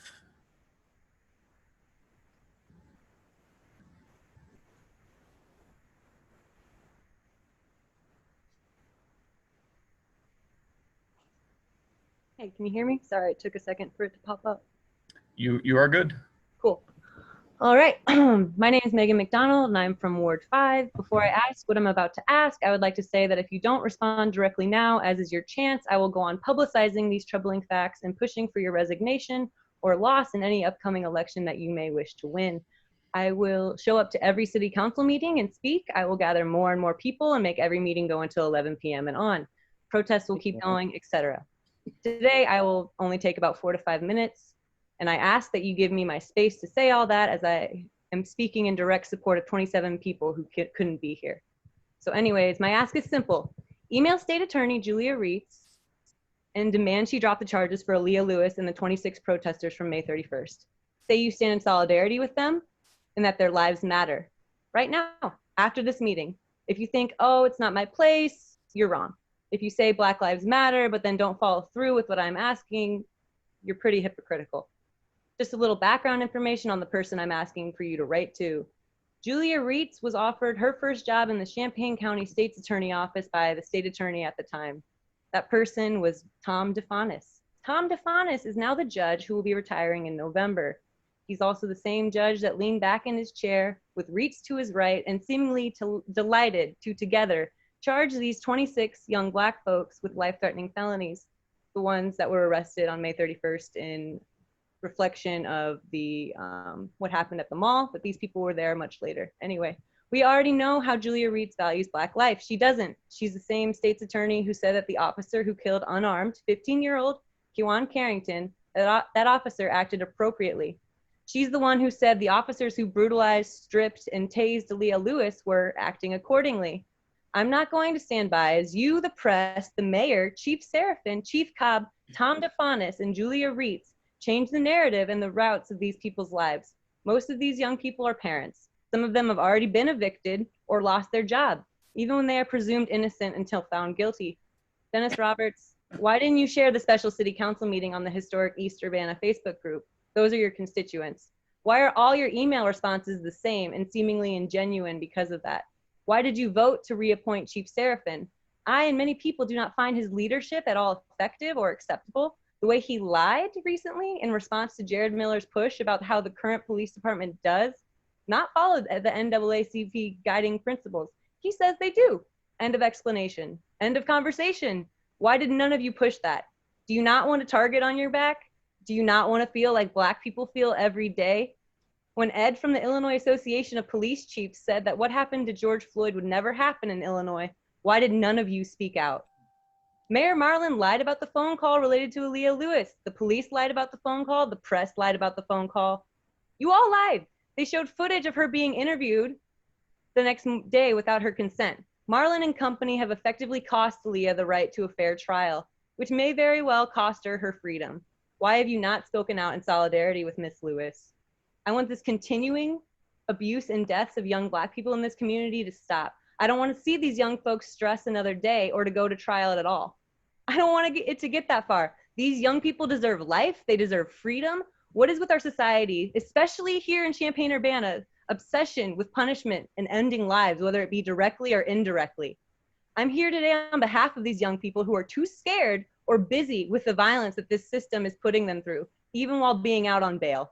Traumatized by being maced, kettled in, harassed, and threatened by the police in riot gear, cocking their rifles, escalating, not de-escalating. Police from all over as well, not just Champaign police, not just Urbana police, campus police, Mohammed police. You think preparing for a war is how your citizens and police foster amicable relationships? The only way to right this violent wrong is by dropping the charges. I am here because it is disgusting that Julia Reitz and Judge DeFanis would declare their bond so high and then tell them, and I quote, "You will be here until your court date," assuming because they are young and Black, they wouldn't be able to afford to get out before then. A white Urbana man was just reported of a hate crime in our town. It was declared officially as disorderly conduct, and his bond was only $100. Meanwhile, people just standing near the Burger King on Prospect on May 31st were charged with burglary, felony charges. It cost these young Black protesters and these profiled, easy to blame Black civilians $1,000 to $5,000 to get out of a cramped, dirty cell during COVID-19. There were no beds. There were no biohazard bags given for menstrual items. They thought they were going to be in there for weeks based on the fact that they didn't know how they'd get the money to get out. And Judge DeFanis had lied to them. The Champaign County Bailout Coalition came to support them emotionally and monetarily to get them out of there. Where were you? Where are any of our officials besides falling asleep at council meetings and popping up for photo ops at police-sanctioned protests? Why are you, time and time again, ignoring the fact that these people in charge above you in the hierarchy are connected and police advocates? Carol, what is, no, I'm going to finish. Excuse I'll me, talk in the next one.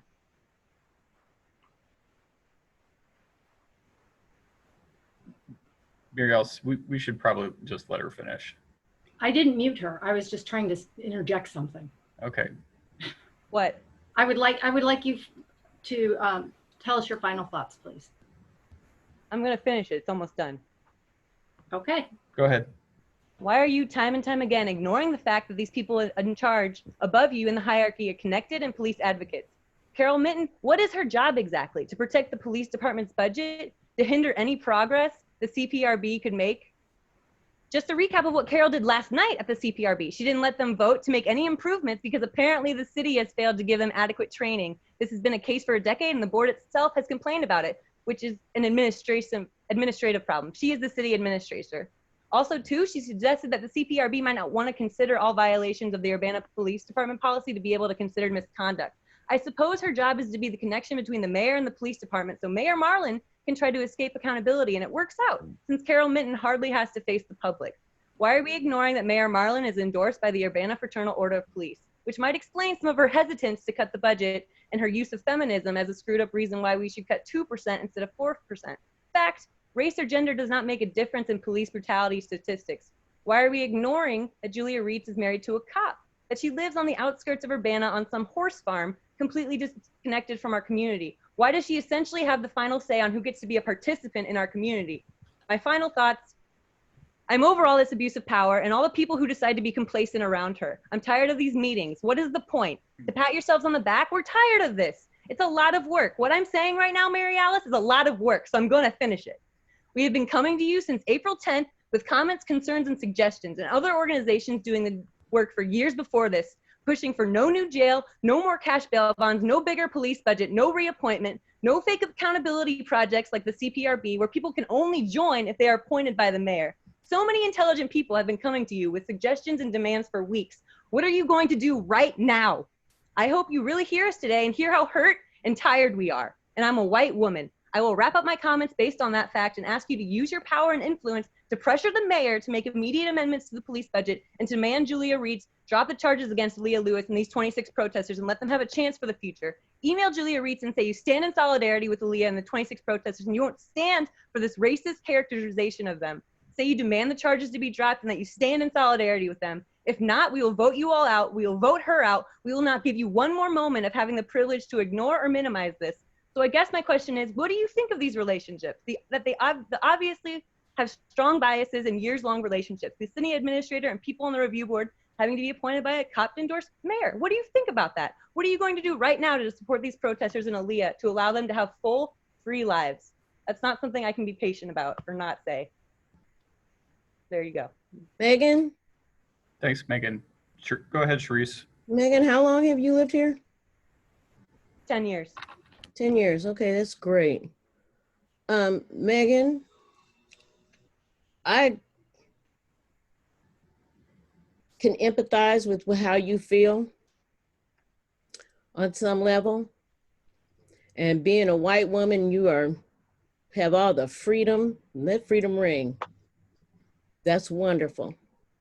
You've been able to do that for as long as you've been on this planet. but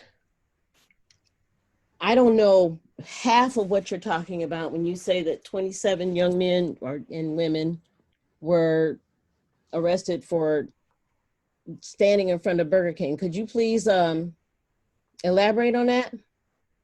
I'm not sure how that relates to my race, but Well, you just said it. It must have been. yeah, it's because I'm a white woman and I'm tired, but I can't imagine the plight of the people that were staying there. There were 95% Black people. Well, I'm that were asking you arrested that because day. I wasn't there, and apparently you were. Yeah, I have Okay, so could you give me? Could you elaborate on that, please? Could you elaborate on it? Yeah, there were 27 people arrested on May 31st. One of them was ROR'd. They were held for 48 hours without bond because the police shut down the courthouse at noon in fear of what the protest on that Monday was going to turn out. So they held them for 48 hours. There's no proof. Anyway, what are you asking? There were people that were arrested around 7:30, 8 p.m. and the press showed footage of people breaking into the mall and stealing stuff around 3 p.m. They didn't catch anybody that did it at 3 p.m. They arrested people in the aftermath to justify their militant presence. Oh, okay. No, I just wanted an understanding of, because that's not something that I had seen or heard. No, I didn't see the news with them on there. Yeah, because I mean, it was from 3 weeks ago, but the press very much did. And the press and everybody responded like, these are the bad protesters, these are the looters, and like that's what the narrative became. And they were all Black? 95. There was 2 white men from Indiana that were arrested. One was ROR'd and one was charged with a $50,000 bond. Okay. And they were just standing, not doing anything? This is an ongoing court case as they are still charged, so I'm not going to speak about anything that could get them in trouble. But then how can I understand what you're talking about if you can't give me the information? Yes, I can. What do you want exactly? You want me to tell you whether or not some people actually took stuff or actually didn't? Does that mean they deserve felony charges? I'm not saying that they necessarily. All I'm saying, well, did they? If they did they? That's up to body cam footage. That's up to their lawyers to find out. But from my firsthand accounts, which none of you have talked to these people, I have talked to these people. I am actually offering them support and empathy. And all I'm saying is that they were overcharged, wrongfully charged, and their lives are going to be irrevocably changed if Julia Reach and Tom DeFanis continue with these felony charges. There were judges in Cook County that gave political protesters theft as opposed to like people that were supposedly looting. They give them theft instead of burglary because they recognize the systemic racism that may lead to people being angry or to looting or stealing for resources that they may not have access to. So either way, I'm going to end that, but you can ask whatever more questions you want. I'm here on behalf of them. I've met a lot of them. I was there with the bailout coalition when they all were bailed out. It was a very life-changing experience, and I just want them to have a chance at having full lives because none of them deserve what is happening to them right now and what did happen to them. Okay, my other question is, and maybe you didn't see the Facebook advertisement about going to the mall and bringing your books in your backpacks.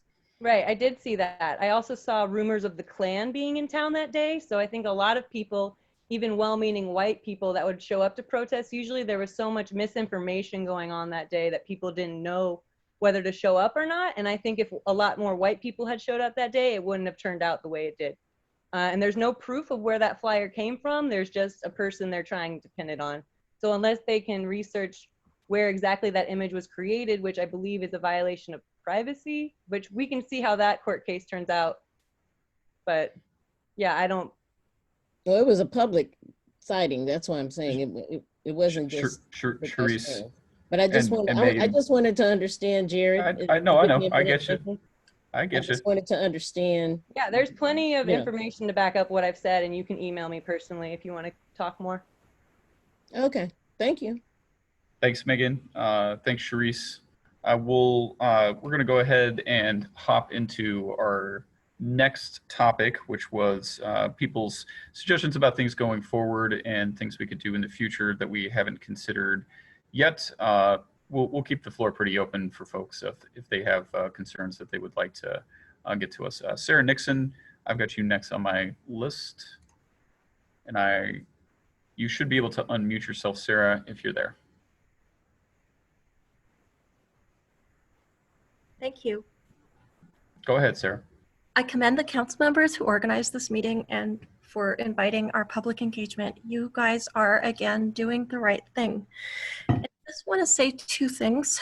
One, I have personal experience and I have data analysis and recommendations in collaboration with experts on the issue of family violence and gender bias at the Urbana Police Department.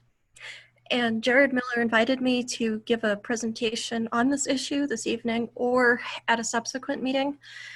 So I will be presenting at the subsequent meeting, and thank you very much, Mr. Miller and your colleagues, for giving me this voice, and by extension, voice to a multitude of victims and survivors like me who are routinely silenced and re-victimized by law enforcement mechanisms rooted in woman-hating myths as ugly as those that drive racism, and an agenda to shield abusers who are powerful from investigation and exposure. I personally have experienced this with the Urbana Police Department and with the University of Illinois Police Department and with the FBI. And I will never stop speaking up about this and exposing the truth and the failures. My goal is safety and accountability for the most vulnerable in our society. There are solutions, and the open door could be a threshold to solving problems. Courageous police department, internal cleanup, and education is also key. Now, my second point, and the most important thing I can say at this meeting tonight, is about Hilliard Heinz, the Chicago firm hired by the city to conduct the investigation of the police assault of Aaliyah Lewis. Of course, law enforcement involved in this misconduct are eagerly awaiting the Hilliard Heinz report. Members of the Urbana community have been looking into Hilliard Heinz's reputation and track record. The body of media coverage on Hilliard Heinz exposes the firm as anything but neutral and independent, exposes them as essentially a front for advancing fraternal order of police interests, not those of the victims of police misconduct. We are learning that senior staff at Hilliard Heinz are embroiled in accusations of high-level police misconduct cover-up. The firm is tight with police departments and with the union, but has no discernible respect from nor engagement with victim advocacy groups. An article by Tracy Siska, director of the Chicago Justice Project, says this, quote, "If you want a firm that has a history of leading by example, then I cannot imagine why anyone would pay Hilliard Heinz to consult on such issues, unless, of course, you are trying to find experts in burying complaints and ignoring communities." Council members, this is deeply disturbing and discouraging to those of us who hoped for transparency and fairness in this process, and who hoped for a firm that will not gloss over police misconduct. No meaningful consultation was conducted in choosing this firm in the first place. And so we ask that the city cancel this contract before the whitewash gets underway. And we ask that the selection process begin again and be carried out with transparency and integrity this time. In closing, I want to acknowledge the silent men and women who wear their blue uniform and badge faithfully and who are as disgusted as we are at misconduct, corruption, and at abusers who masquerade as cops while ensuring protection of fellow abusers. The profession of law enforcement attracts heroes, and it attracts also villains. I am with those who support the heroes so they can weed out the villains. For this undertaking, we must look unflinchingly too at the role played by the powerful police union. We know that they are there behind the scenes. It's time to shed light on that darkness. All right, thank you, Sarah. Any quick comments or questions for Sarah, or the point she brought up? Go ahead, Dennis. Well, okay, so this is kind of news to us. The city council was not really involved in the selection of the review commission or the reviewers. Seemingly they had a very high recommendation and they offered a wide-ranging review program, but we're going to have to make some more we're going to have to look at this more carefully, I believe. And I understand that we have not yet signed a contract with them. Certainly it hasn't come before the city council, I don't think so. All right, we'll take notice of what you're saying. And if you can direct us to some of these this pieces of information about how the justice community or the NAACP or the ACLU have reviewed this organization, it'd be worth our knowing. Thank you. Thanks, Dennis. I was also, Dennis, going to bring that up as well, that I thought it was a little odd that the commission or whoever it was that was going to do the independent investigation was just told, we were told who it was. I mean, I know we were asked to provide questions and things that we would be concerned about. Right. And I'm sure that they tried to take those things into consideration, but I think it was probably something that was a little too important to not at least bring by council to let us know instead of just telling us who it was going to be. So I was surprised to hear that as well. Anyway, that's my comment. Any other council members, comments, questions? Okay. Thanks, Sarah. Did you go ahead, Sarah? Just really quickly. So in response, I'd be happy to send to you some, references, links, and I would encourage you to contact Mr. Tracy Siska, the director of the Chicago Justice Project, yourselves, and perhaps schedule a conversation with him. And but there is abundant information available that is critical of this firm, and that is very concerning. So as I said, I'd be happy to share references with you if you give me 24 hours. I've got a lot on my plate, but I will compile that and send that to you. And I would welcome information that contradicts these findings. Thank you. Thanks, Sarah. There was another Sarah who I know we're going through the list of folks who had comments, but I did have one other request from somebody that I just saw raise their hand who had asked to speak earlier, and that is Sarah Hoag. If we could get her unmuted. Sorry, I'm sorry if I'm saying that wrong. Can you hear me? Yes, we can. Go ahead, Sarah. It's Hoag, but that's Hoag. Okay, sorry. That's fine. Thank you. So thanks again for putting on this meeting tonight. I am sorry for the confusion earlier, but so I'm with the Champaign-Urbana Showing Up for Racial Justice, and we were working with Pain for Peace. And I believe there was misunderstanding, so Pain for Peace is out protesting right now, and so that's why no one showed up and raised their hand. So totally understandable. Yes, they're doing other hard work elsewhere. It's great. So I was working with Showing Up for Racial Justice to try and get voices of youth in Urbana to speak and be heard on this matter, because I think it's really important that we hear youth, specifically youth of color. And so we had put out a call on social media for input on the concerns that you had put there, concerns about Urbana police and or ideas about what to do better. So I'm just going to read off these anonymous, some were anonymous, some were not anonymous. They're pretty much emails and or from Snapchat.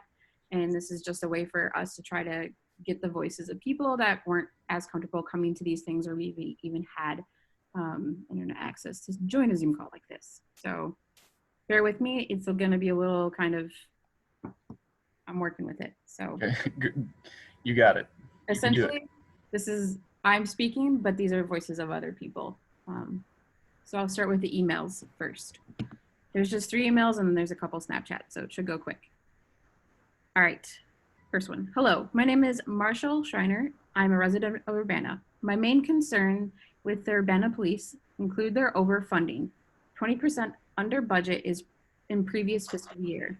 lack of independent oversight, and unreasonableness in situations such as with Aaliyah Lewis. The Police Review Board completed reports in less than 10 cases over the last few years, and their inactivity has sowed distrust between the police administration and the community. I am concerned with the over-deployment of police in situations that do not warrant armed officers. In many situations, such as mental health crisis, non-threatening professionals with dedicated training are better equipped for producing safer, more effective outcomes. Thank you for your time and consideration. Marshall Schreiner. Next, I want to provide an idea to improve upon the lack of accountability and transparency in our police department regarding use of force. I want to see a team within the department that reviews the body cam footage of officers' reports for every encounter where an officer uses force. This team should determine if an officer broke any laws, and more importantly, should be allowed to comment on whether they believe the officer's action should be allowed by the department in the future in order to help continually is all caps, help continually reform policing practices on an internal level. Additionally, at least 50% of this team should be made up of people of color to provide a wide range of cultural perspectives. Thank you for your time. And that was by Tim, who is from Champaign. Next, greetings. I'm a 20-year-old Urbana resident, ready to express my concerns and ideas with regards to policing.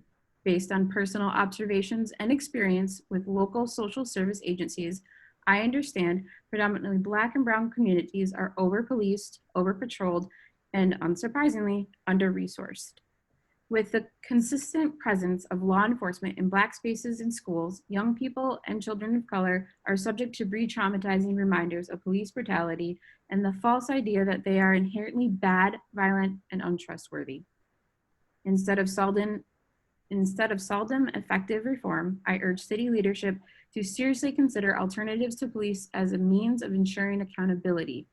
Solutions that allow individuals to frequent areas they do not live in, employ excessive force, and operate on the basis of punitive measures are not trauma-informed and thus undesirable.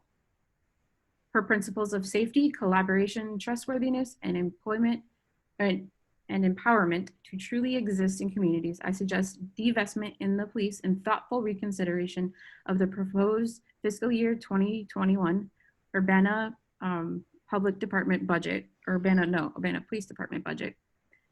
Social organizations who are better equipped to engage, assess, and intervene in crisis situations must be prioritized and invested in while police departments reassess and retract their role. Respectfully, Anonymous.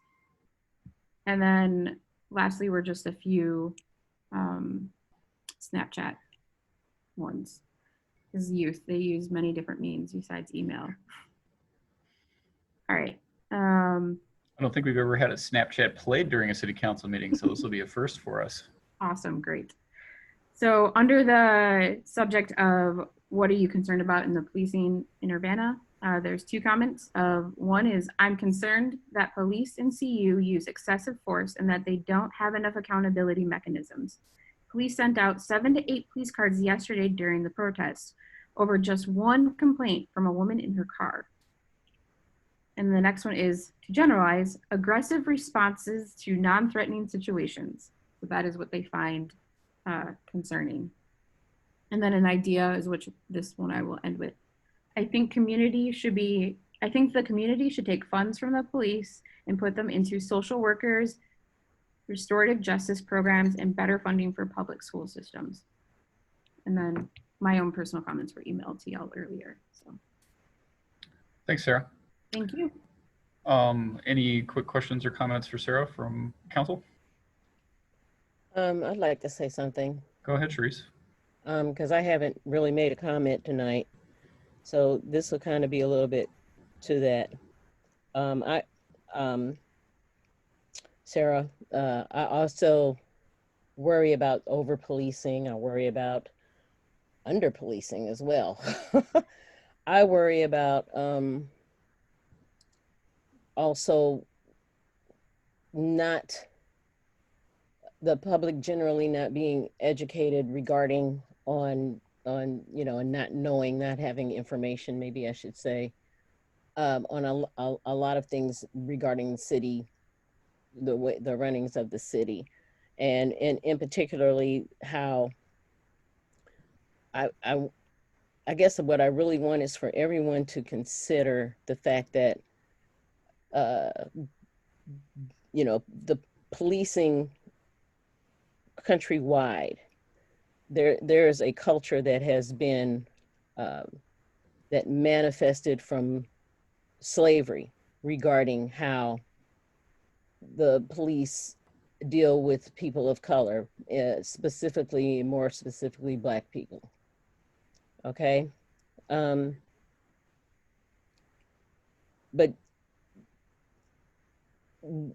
I think what I really want is for the public to understand is that nothing's going to happen overnight, because it wasn't built overnight. Do you understand what I'm saying? Oh, yeah. Okay, so it really is going to be a concerted effort, not just on our part, but on the public's part as well. And when I say that, what I mean is that it is important to know that this is not LA, this is not Atlanta, this is not San Francisco, this is not Jasper, Texas. We have historically in the city had African Americans had our issues with Champaign police and Urbana police. And there has been much progress done from the years of when I was a little girl up to now that I can think of. I lived in Los Angeles for several years. And one time in front of my apartment building, I saw a LAPD officer giving a ticket to a young neighbor of mine. And I asked her, don't you think you should let the girl know that she's getting a ticket? And she said, no, this is none of your business, stay out of it. And I said, okay. And then I walked up to the security box and I rang her number to let her know she was getting her car towed and she was getting a ticket, at which time that LAPD officer unsnapped her sidearm.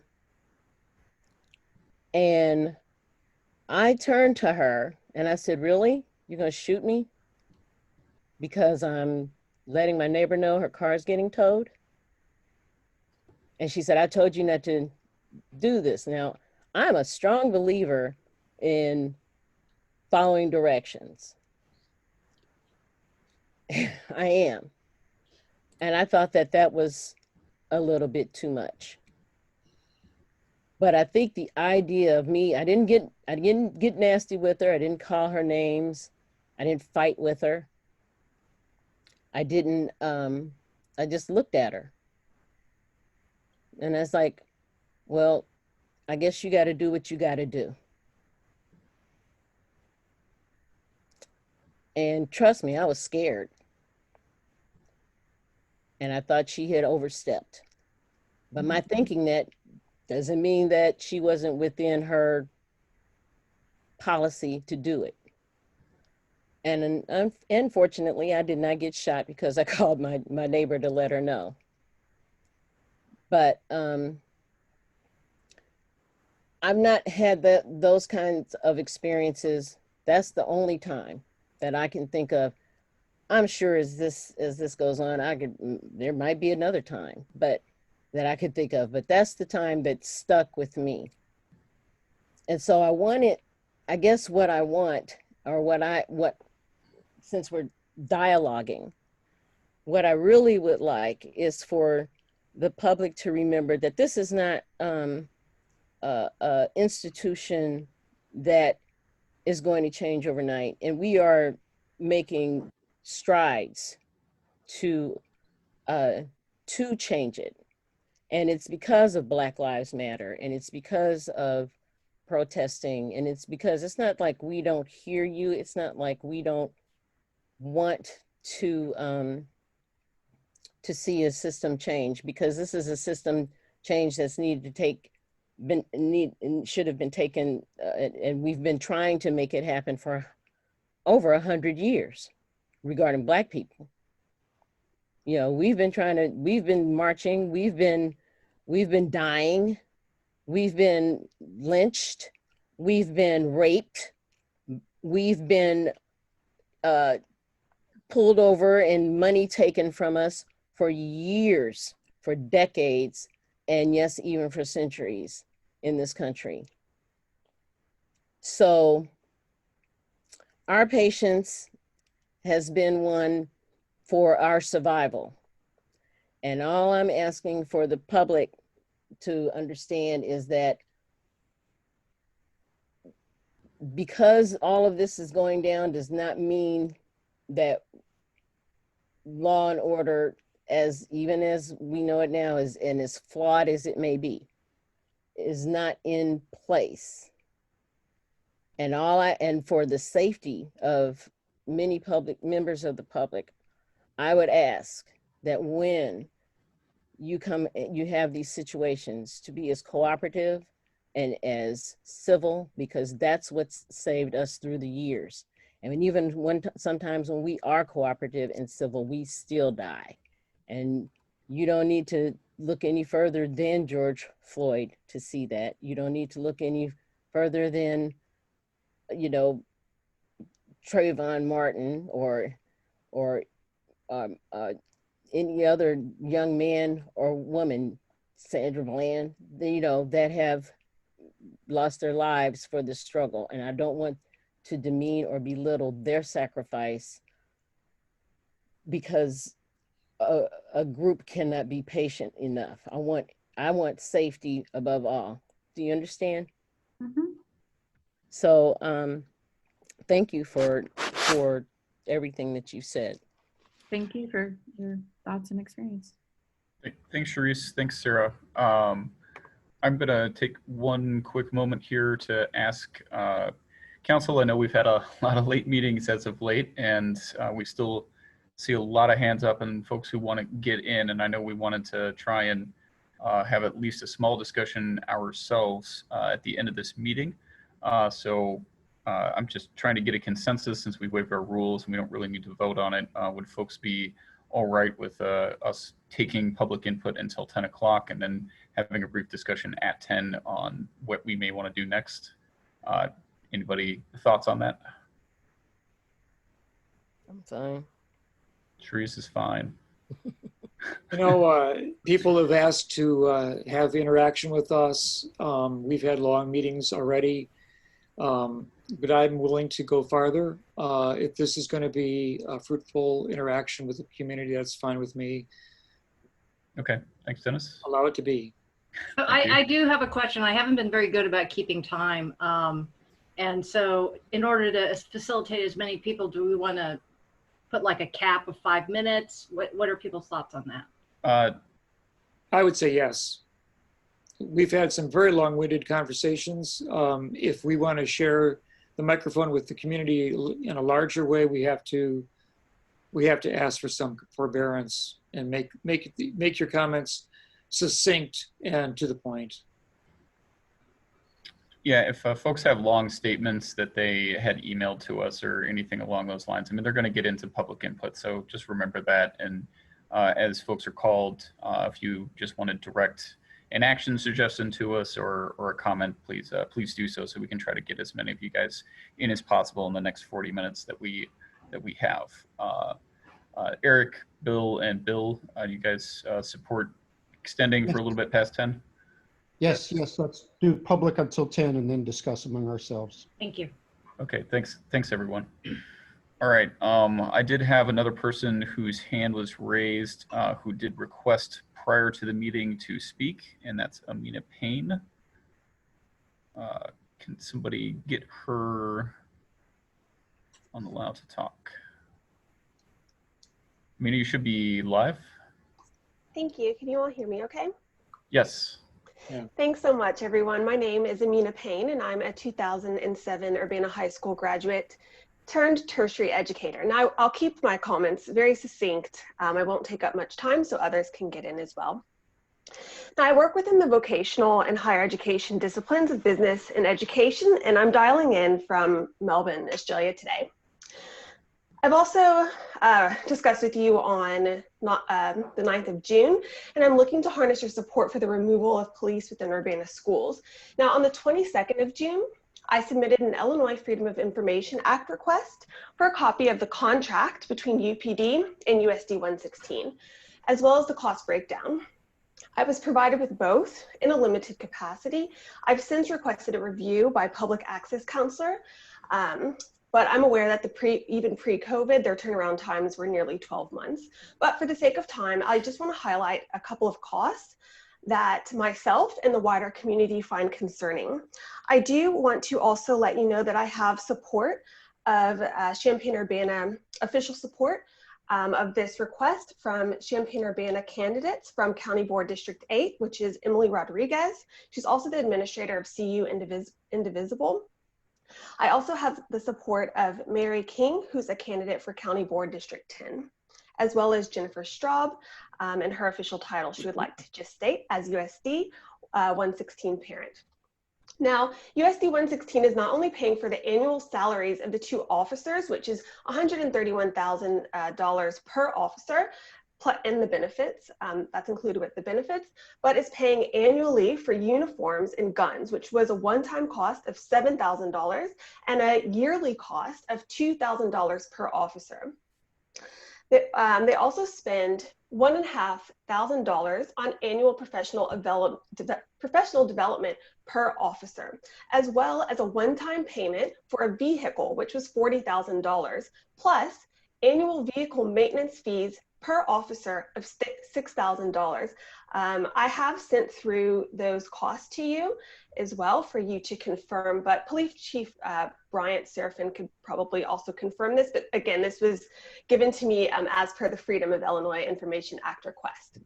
Now, this is not a responsible use of the school funds, and the board committed to spending over $300,000 per year, plus the one-time startup cost of over $100,000 for this presence, without any evidence of return on value in terms of student engagement or deepened learning. In fact, the school board does not even monitor the impact of SROs on student learning or success. Now, according to the contract that I have, the SRO program is to be formally evaluated 2 years after being implemented. 2 years. Okay, I don't know any, in my line of work, 2 years is a really long time to formally review something. But the mere presence of police in schools serves to reinforce and accelerate the school to prison pipeline, and that's supported by data. So I urge you to support this initiative just to remove SROs from USD 116 for future budget considerations. Now, the reality of the budget shortfall also needs to be addressed, and that was stated to me by board member Peggy Patton. Now, for many, school is the only place to access mental health counseling and support, so I would like to see the school board and you all support that by prioritizing the engagement and health and well-being of students. Eliminating the contract with the police department will allow for the resources to be reallocated to the supports that truly need. Lastly, our learners are watching this moment as well, as you know. So what will we show them and teach them? Will we teach them to display performative allyship? Or will we take bold steps towards real action and healing in the midst of anguish and uncertainty? The choice is ours. Thank you. Thanks, Amina.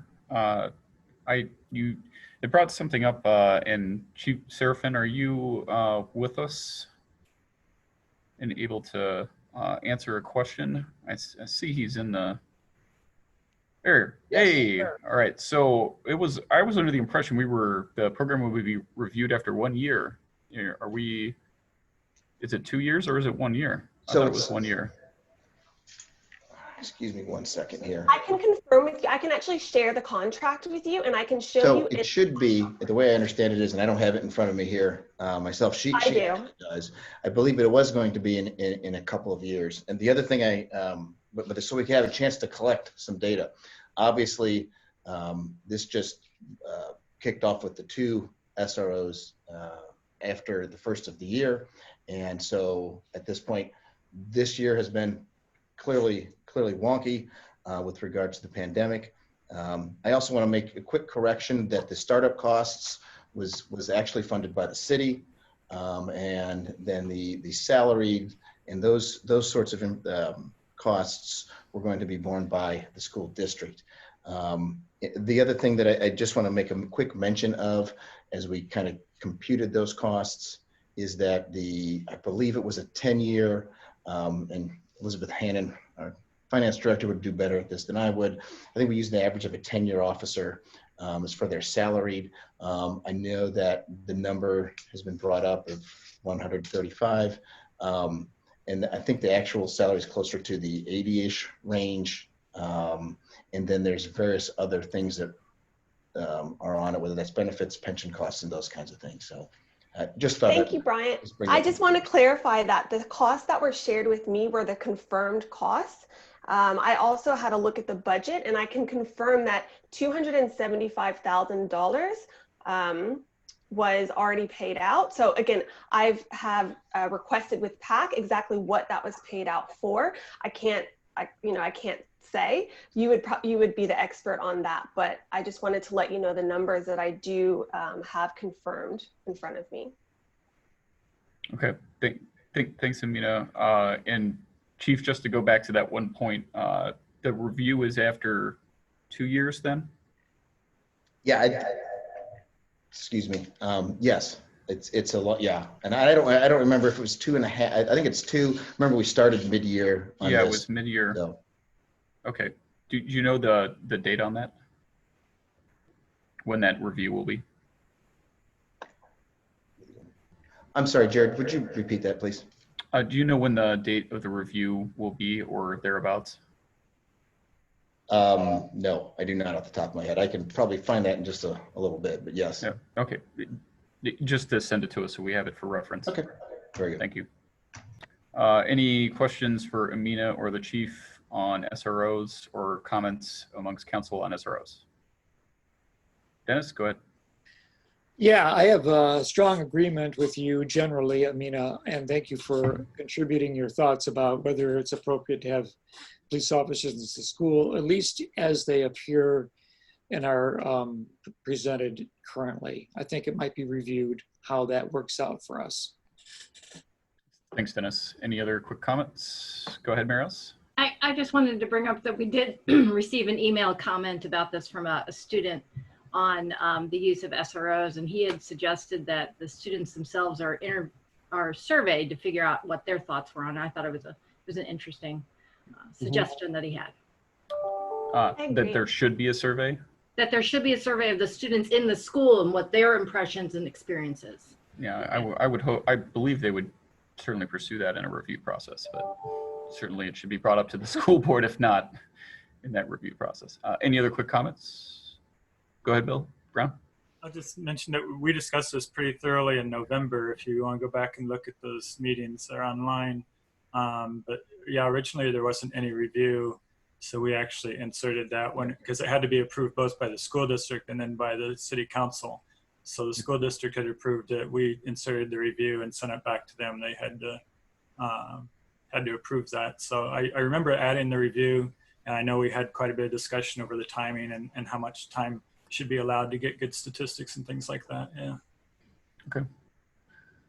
All right. Thanks. Amina, did you have anything else you wanted to add? No, I don't. Sorry. Yes, I do.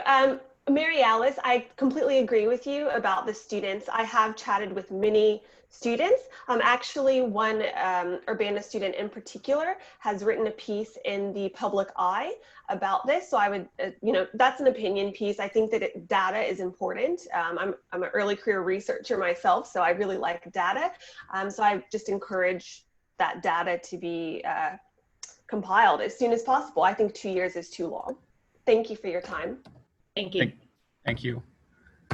All right, just to make everyone aware, I've got 8 hands still up. We have about 30 minutes left. That's about 3¼ minutes per person. So again, just want to reiterate to folks if you can be as succinct and concise as possible so we can get as many people in and try to have a little bit of conversation. All right. I don't have any others, and I apologize if anybody did send an email ahead of time that I'm missing on my list. But so we'll just start going down the list of people we have. I've got Creel Unbeloved as next. If we want to recognize them, you should be able to unmute yourself. Hi. No, thank you. My email says it all. It dumped me in the middle of a. We still hear you. Oh, my email said it all. You don't need to take time on my personal comment. Okay, thank you. All right, Allison says, I'm sorry, I don't want to say your last name wrong, but Cesar.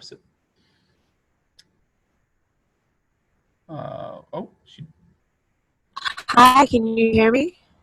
Yes, we can. Okay. It's Kassar. Kassar, thank you. Sorry about that. No problem. I just want to follow on the heels of the last comment, and add that if we're discussing data-driven review of school resource officers, I would like to point out, as I have in my email, that there is been significant study, and there's now an increasing volume of study of the role of student resource officers in schools and their efficacy in preventing specifically violent assault, school shootings, which I think is everybody's big concern and the big reason that they were so widely rolled out in the wake of Columbine. And there's information that you can find pretty easily online, and in peer-reviewed journals suggesting that there's not a lot of evidence for resource officers deterring violent crime and violent attacks within schools. It was very well publicized after the Parkland school shooting that the resource officer not only did nothing but deliberately stayed outside during the shooting. It was determined in the criminal cases brought against him that he likely could have saved most of the students on the third floor of that school if he had acted. And I think 11 counts were brought against him of child endangerment and negligence.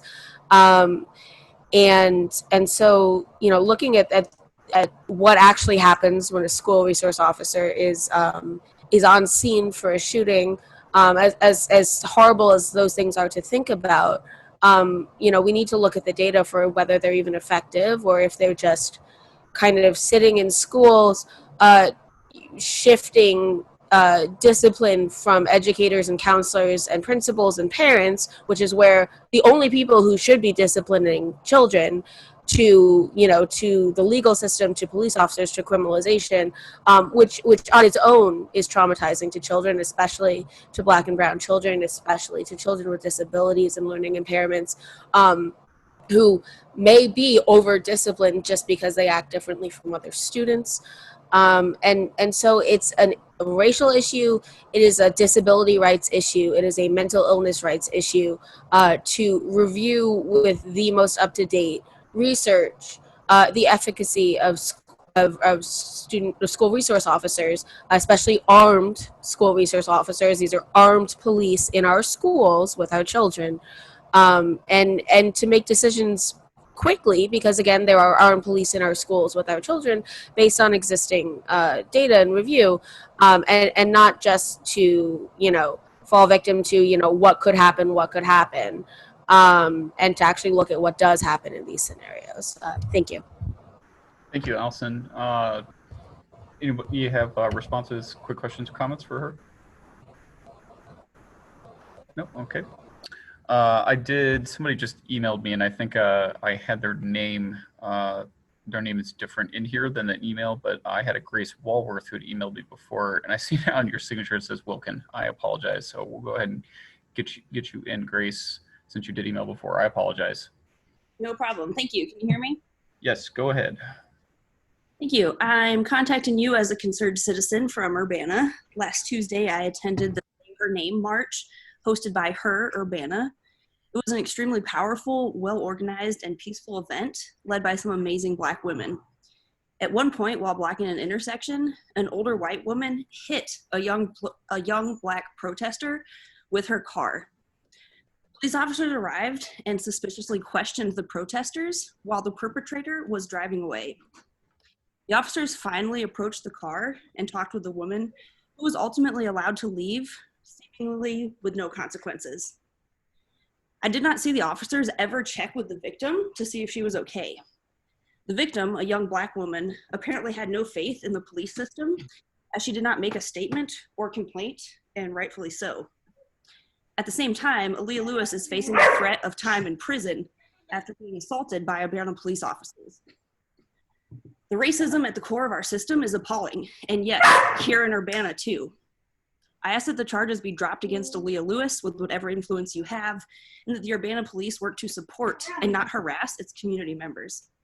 I do not want to see any more of our community members abused, killed, or harassed by those meant to supposedly protect and serve. After the incident with the driver, the officers stayed with the protesters, but their presence did not seem supportive. They brought weapons to a peaceful protest. Many of them were not wearing masks in the middle of this pandemic. I felt unsafe by their presence, even with my white privilege. The community is counting on police to protect us. Many of my loved ones work in the food industry where they don't feel safe to enforce the mask policy. When officers do not wear a mask while approaching citizens, they are endangering members of our community. The police have been given too much power without being held to the same law and standards as everyone else. I ask that you significantly reduce the police budget and instead invest it into equitable community development. I ask that you empower a truly independent and representative police review board and require education on social justice and de-escalation techniques for all police officers. I do not support the local police cooperation with ICE in our community, and I ask that our police stop cooperating with ICE detainments and stop harassing our Hispanic community members. Too often, people of color, people with mental disabilities, and people who identify as queer are not safe with our police, even here in Urbana. Who protects from the police? Right now, no one, but you could be with your decisions and actions. Healthy, sustainable communities require that all citizens feel safe and feel heard by our governing system. I ask that you seriously listen to the community and seek ways to reform or rebuild a better system. We are counting on you to make decisions on our behalf. Thank you for your time. Thanks, Grace. Go ahead, Mary Alice. I just had a quick question for you, Grace. You had mentioned this where this protest happened.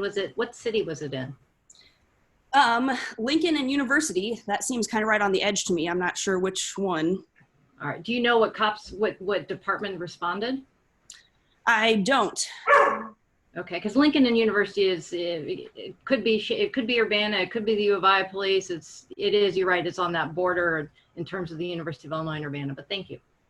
Yes, I don't know if there was any official reporting. Like I said, I don't think the officers ever talked to the victim. I don't know that there was anything on record as the assailants left the scene. Okay, thanks for the info. Appreciate it. Eric? You need to unmute Eric. Eric, you're muted. Hey, quickly, if you could. Yeah. A number of years ago, we passed a policy that nobody in the city government, including the police, would either inquire about or reveal the immigration status of anybody, any resident or anybody with whom they might come into contact. You mentioned cooperation with ICE. Our policies preclude cooperation with ICE. They prevent it, they forbid it. But do you know of instances where that's been violated? I believe so, and I'd be happy to send some more information. Okay. Okay. To the city council email or where? That's fine. Yep, Sure. That works. Thanks, Grace.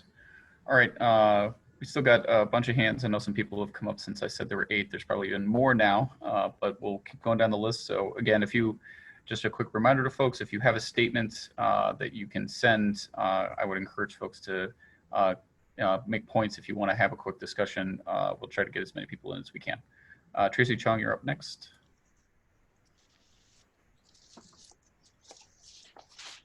Hi, can you hear me? Yes, we can, Tracy. Okay, I'll try to speak fast. Hi, I'm Tracy Chong from Urbana. First, some of the comments and discussion by CPRB members last night did give me hope. that board members are willing to put in the work to move forward. So that's great. However, I hope City Council will pay attention to city staff actions and motives in the future. One of the main concerns is the gatekeeping of city staff and UPD, which resulted in complaints by citizens being rejected. Last night, Carol Mitten, after collaborating with Lieutenant Richard Searles, came up with flow charts to categorize complaints into what she calls substantive complaints, which would go through the CPRB process, and another category, administrative issues, that, according to Mitten, may not be a good use of CPRB's time. Some of the complaints that Mitten deemed not a good use of time include police officers' general behavior, police mishandling of calls, lost property during arrests, and traffic violations by police officers. So CPRB members have voiced their willingness to review complaints. So why are Carol Mitten and Lieutenant Searles appointing themselves as gatekeeper and deciding for the board members what is a good use of time? That should be their decision and only their decision. According to Mitten, she actually said this, just because there's a policy violation by a sworn officer, it may not be a misconduct. From what I've read, section 321.5 in the UPD manual provides a list of misconduct. The first item on the list reads, violation of or ordering and instructing a subordinate to violate any policy, procedure, rule, order, directive, requirement, or failure to follow instructions contained in department or city manuals. So why is Carol Mitten trying to redefine the meaning of misconduct that is already in the UPD policy? Why is she doing this? Is it so that city staff and UPD can reject more police complaints submitted by residents? If a resident feels strongly enough about a police officer's actions and takes time to file a complaint, it is a complaint. It is not up to Carol Mitten and certainly not up to UPD's Richard Searles to reject complaints based on a set of categories they have come up with. Let me repeat, every single complaint submitted by a resident is a complaint. All complaints need to be given a number and entered into a system so that it can be tracked. CPRB members or a subcommittee of CPRB need to be able to see every complaint submitted and make independent decisions on how to handle these complaints. Moving forward, city staff should not be part of this decision process. Also, board members were prevented from voting last night. The reason was because they have not had training. I mean, these guys have been voting for years. Why stop that now in this critical moment? Does this mean that every vote taken in the past years are not valid? Even weirder still, Carol Mitten is suggesting that they practice some of the changes proposed before actually codifying it. How is this even legal? I think based on Scott Dassett's response last night and Mikhail Lubinsky's comments today, CPRB is on the right track and board members understand the issue. But I want to make it crystal clear to City Council what city staff led by Carol Mitten is trying to do. And I urge you to set some boundaries and provide oversight to what staff is doing. Okay, very briefly. Lastly, I would like some answers to these two issues. First, why are the publicly available portions of the UPD policies redacted? For example, in section 308.2.1 regarding when officers can initiate a vehicle pursuit, all 5 points are redacted. In the following section about speed limits, the whole list of factors that officers should consider when determining the reasonableness of the speed of the pursuit are blacked out. You can't see anything.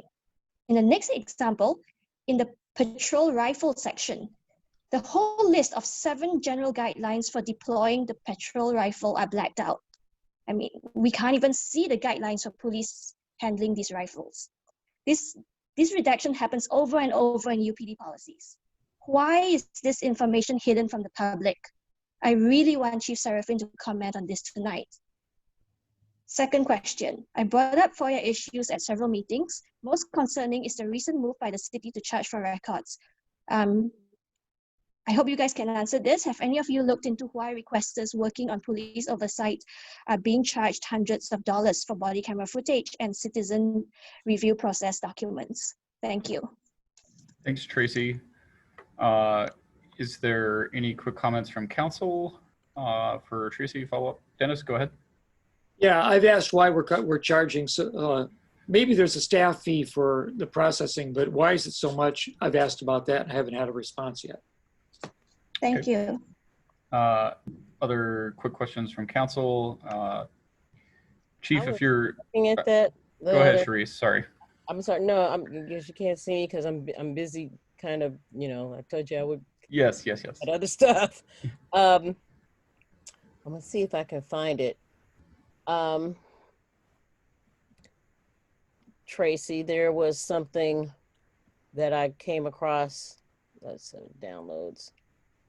And there is a charge regarding like how many megabytes something is, and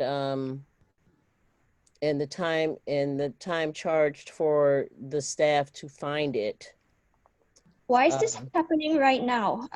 I think it has to do with so many FOIA requests. I think there is, and I really, to tell you the truth, this isn't my bailiwick. It was just something I was looking up last night because you've asked this before.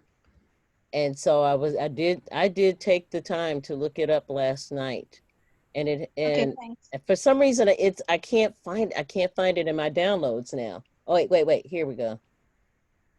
FOIA fees, regarding the FOIA fees, there's so many more than 80 megabytes, but not more than 160 megabytes of data is $40. More than 160 megabytes of data, $100. For the most part, I think it also has to do with voluminous and recurrent requests produced in electronic form or PDF format. There are, so if you're asking for data like film or something, I imagine that is quite more than 160 megabytes of data. So that's right now, that's the best I can answer your question. Okay, maybe we can follow it up. I'd like to give a chance to other people to talk, but maybe during the discussion section, Chief Serafin can comment on the UPD policies, but I would really like to give other people a chance to talk. Yeah, okay. That's good. Thanks, Tracy. All right, just a reminder, folks, we've got about 12 minutes left of input, so if you can keep succinct. And Tracy, if you're still listening, I just wanted to make a quick suggestion to you. You've offered a lot of really great insight every time you've made comments, but we haven't gotten them by email, so sometimes it's hard to follow back up on those. If you could go back through some of your statements you've made and email them to council, it would be most beneficial, at least on my end. All right, Christopher, you're up next. You should be able to unmute yourself. Can you hear me now? Yep, go ahead. Hi, my name is Christopher Hansen. I've lived in Urbana for 18 years. I'm going to make a couple quick statements about comments that were made earlier by council members, and then I'm going to talk about a fairly new issue that I think is important. Well, one thing I wanted to point out is that only some members of the public called for a third-party review of the Lewis arrest, and many members of the public are not convinced that it will be useful or meaningful. Furthermore, there are many people who think that this third-party review is just an expensive PR move by the mayor. I also wanted to make clear to William Colebrook about a comment he made earlier. It has not been demonstrated that the city of Urbana and the police department do not have corruption. That is not a fact in evidence. And there is no evidence which indicates that our police department has any unique mechanisms that would prevent a George Floyd tragedy in Urbana. And we have had similar tragedies in our area not too long ago. So onto my new point, and actually this has to do with what Tracy Chong spoke about, and also Carol Spindell also spoke earlier about body cameras and dash camera footage from the police. So the issue is Freedom of Information Act requests from residents asking for that video or police documents. And just recently, Mayor Marlin assigned a new FOIA officer to the city of Urbana, Kurt Borman. And I don't know what additional new instructions came with that appointment, but it seems like everything has just changed for the worse. Urbana, just in the past few weeks, has started assessing huge fees upon residents who request police records. Those fees are often in the range of $200 and sometimes $700 or $800 just for a set of video reports from one police incident. And I know this has happened to me, and it's happening to multiple other people right now. I've submitted FOIA requests to the Champaign Police Department, to the U of I Police Department, and to the county as well, over a period of the last 5 years at least. And I've never seen anything like this, never. And I want to make this very, very clear for Sharice Hersey and others. The city of Urbana has never assessed these fees before. This is a brand new policy for shutting out and crushing citizens who are attempting to get police records, and it just started happening in the last few weeks. And also, the city of Urbana is threatening to assess these fees, again, up to $800 or so. They're threatening to assess these fees on residents without their consent. And the effect is that a simple email to the city asking for records could result in the city placing a debt on that person, essentially fining someone for asking for police records. I also want to make it clear, again, as already been pointed out, the public cannot see a full copy of the Urbana Police Department policies. And it's such a joke that we're sitting here talking about, reviewing the policies and making sure they're up to date when we can't even fully review them. And I really like to know what council thinks about that. And just regarding this access to records, as someone who's been working on these issues for years, from my position, it seems very clear to me at this moment that Urbana is actually moving backwards in regards to police oversight. Things have just gotten much worse. And I've been trying to get a response from the council for why this is happening, but so far no one has responded. And we've heard just a few words from you tonight, but that's not good enough. I want to know why the city is just now, in the last few weeks, for the first time ever, hitting residents with massive FOIA fees for police records. And I want to know what the council thinks about that. And I know this is the first dedicated meeting to the issue of local police issues, but just as a reminder, people have been going at this for over 2 months. And some of us have been going at it for years, and there are some local people who have been trying for police reform for decades. And no one is asking for overnight change. That was such a silly thing for Sharice Hersey to claim. But we've been going at this for months now, and I think we're all very ready to hear some city council members start saying something more substantive and more specific than the broad flowery language that we've been hearing so far. So that's the end of my statement. And if you have any questions about the issue of FOIA requests, I'd be happy to try to answer those. Thanks, Christopher. Any very quick comments? We only have 8 Diane has a minutes comment. left. Go ahead, Diane. Just a quick response. Number one, the council will be getting a memo from City Legal on, actually quite detailed memo on FOIA, probably tomorrow. Number two, the vast majority of people filing FOIA requests do not get charged, or they get charged a per page fee, which is allowed by law. People who are getting charged are ones who are classified as recurrent requesters, or these are people who have filed many FOIAs to where they reach the level defined by the state as a recurrent requester, which gives the city extra time to respond. And it also reflects the enormous amount of staff time required to process these FOIA requests. The FOIA officer is following state law on this as well. So if city council wants to examine the policy and change it, that's certainly open. But I want to emphasize that the 2 or 3 people, the vast majority of people can file FOIAs with no fees or very low fees. But thank you, Mayor. State law provides for charges. Thank you. And we look forward to seeing the memo on that as well. Can I respond to that? Go ahead, Chris. Yeah, so the statement that the charges are only being applied to recurrent requesters is wrong. I'm aware of one person who has only made a handful of requests and just got hit with a $700 fee for dash cam footage. Also, there's nothing in the FOIA law that indicates that a recurrent requester should be charged and someone who isn't a recurrent requester shouldn't be charged. And also, as I mentioned, this is a new thing that is happening in Urbana. It just got decided recently, and I look forward to receiving a copy of that memo myself. But someone who might be a recurrent requester, that's not someone to punish. or to turn away. Those people might be your citizen watchdogs. You might want them to have information, most important of all, because those are the people who are keeping a close eye on what the city is doing and what the police department is doing. So, I'll leave it there. Thank you. So Jared, I think we have time for one more question if we keep it quick. One more, not question, one more public comment. Okay. I've got 3 people on the list, Charlotte G, Donald Owen, Daniel Jared, who are ahead of Giovanna De Benedetto, who represents troubled neighborhood in the Silverwater area. I'm going to call on each of you because you guys were here in order, and just ask if at all possible, keep your comments as brief as possible. I'd really like to be able to get Giovanna to speak, but you of course have your selection. So Charlotte, you're next. And you should be able to unmute. So go ahead. Hello. Hi. It's hi. My name's Charlotte G. I live in Urbana, and I'll keep this brief.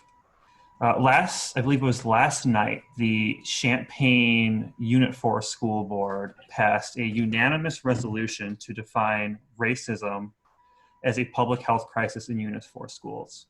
As part of their discussion, there was significant public input, and part of that was a almost universal, unanimous support from public input asking for the removal of SROs. For the audience, SROs are armed police officers within schools. This discussion has been had before at length within Urbana. However, again, given the nature of police violence, given the nature of institutional racism within the city hierarchy, there should be a push, particularly by the city council, to remove the SROs. Champaign is looking into doing it. It is imperative that Urbana does the same thing and removes these officers because it's extremely detrimental. I believe there was a 2% reduction in the budget that accounted to be something like $100,000 or something. These officers cost Urbana schools $300,000. We're paid, so that's already greater than the reduction in the police budget. That $100,000 could go towards, that was a weird beep. Could go towards actual services like mental health services and greater classroom support for teachers. That's my comment. Thank you for your time. Thank you, Charlotte. All right, Donald, you should be able to speak. Go ahead. Thank you. I will not actually make my comment. Instead, I'll ask 3 very simple questions.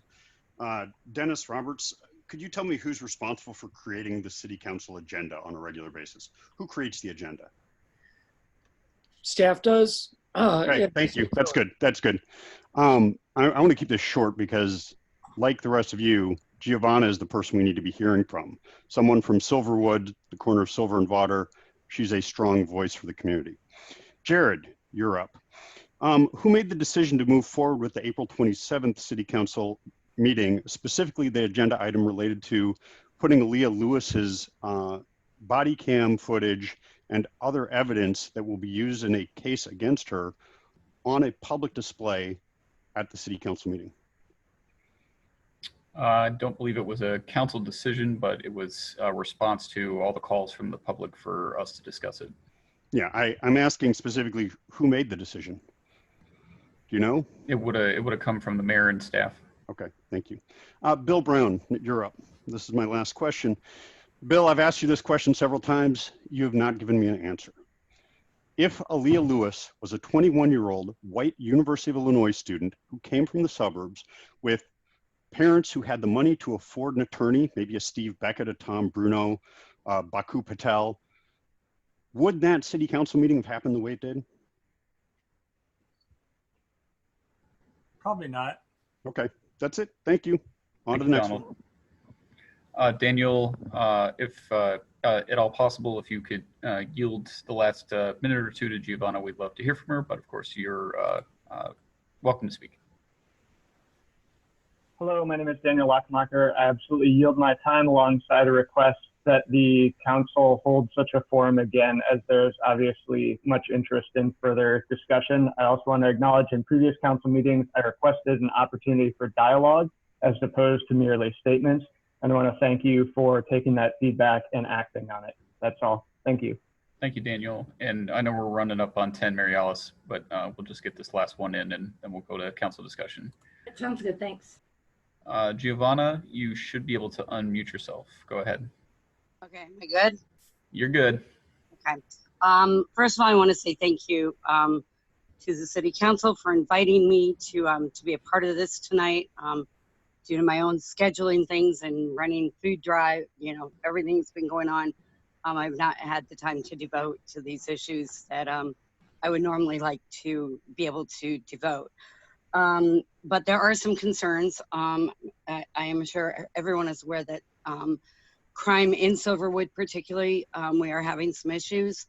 The violence is going up, which although that comes in waves and we know that, I can say that many of us are very concerned about that. Those are issues that I will bring up in an email on how to address those. We know where the problems are. We know what's causing it. In regards, though, to the police department and to us working together with you city leaders on changing things. I'm reminded of a quote, and I think you all see it on the webpage a lot, that I use. And it's something that I've been reiterating to these residents is that, and I think I actually heard this at a coalition meeting where someone said, because you are poverty, because you come from poverty, doesn't mean you are poverty. And I think that the Silverwood residents that are of the lower income, because we are very diverse, we all know that. We are racially diverse in this neighborhood, we are economically diverse, which makes it very unique.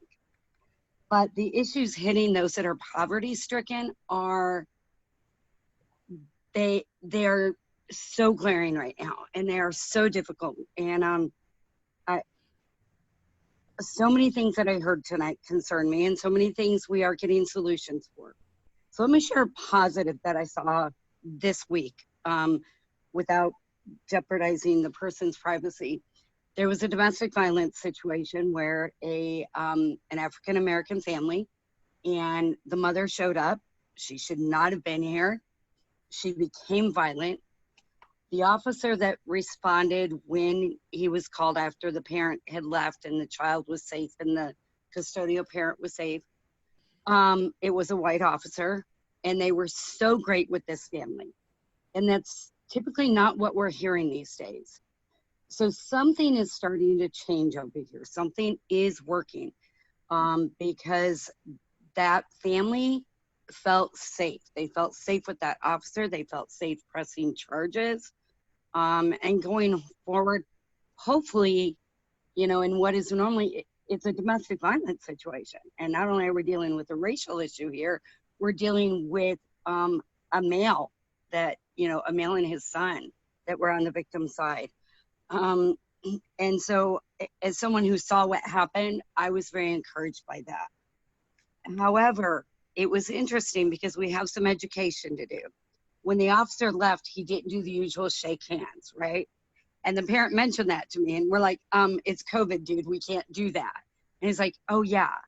And it made me realize that we need to put something together, you guys, where we educate these residents who normally maybe don't watch TV, don't have access to internet, where we get something out to them somehow with one of the other projects we're doing so that they know what to expect, what the officers can and can't do during this time of COVID. And so that's the big positive that I saw this week. That was, I think people really need to be aware of. What I see that needs to be changed right now and where I need your help, where we need your help, I think our group now has finally adopted the name Silver Hearts, whether it's no matter what project we do, is that we need leaders that show that they care. After 4 years here, I still repeatedly hear they don't care. We don't see them here. Diane, you're out. I know when we do the big events, Diane's out and I know Carol's been out and we have people that come out. But the reality is post-COVID and aside from those fun things, they are not seeing anybody.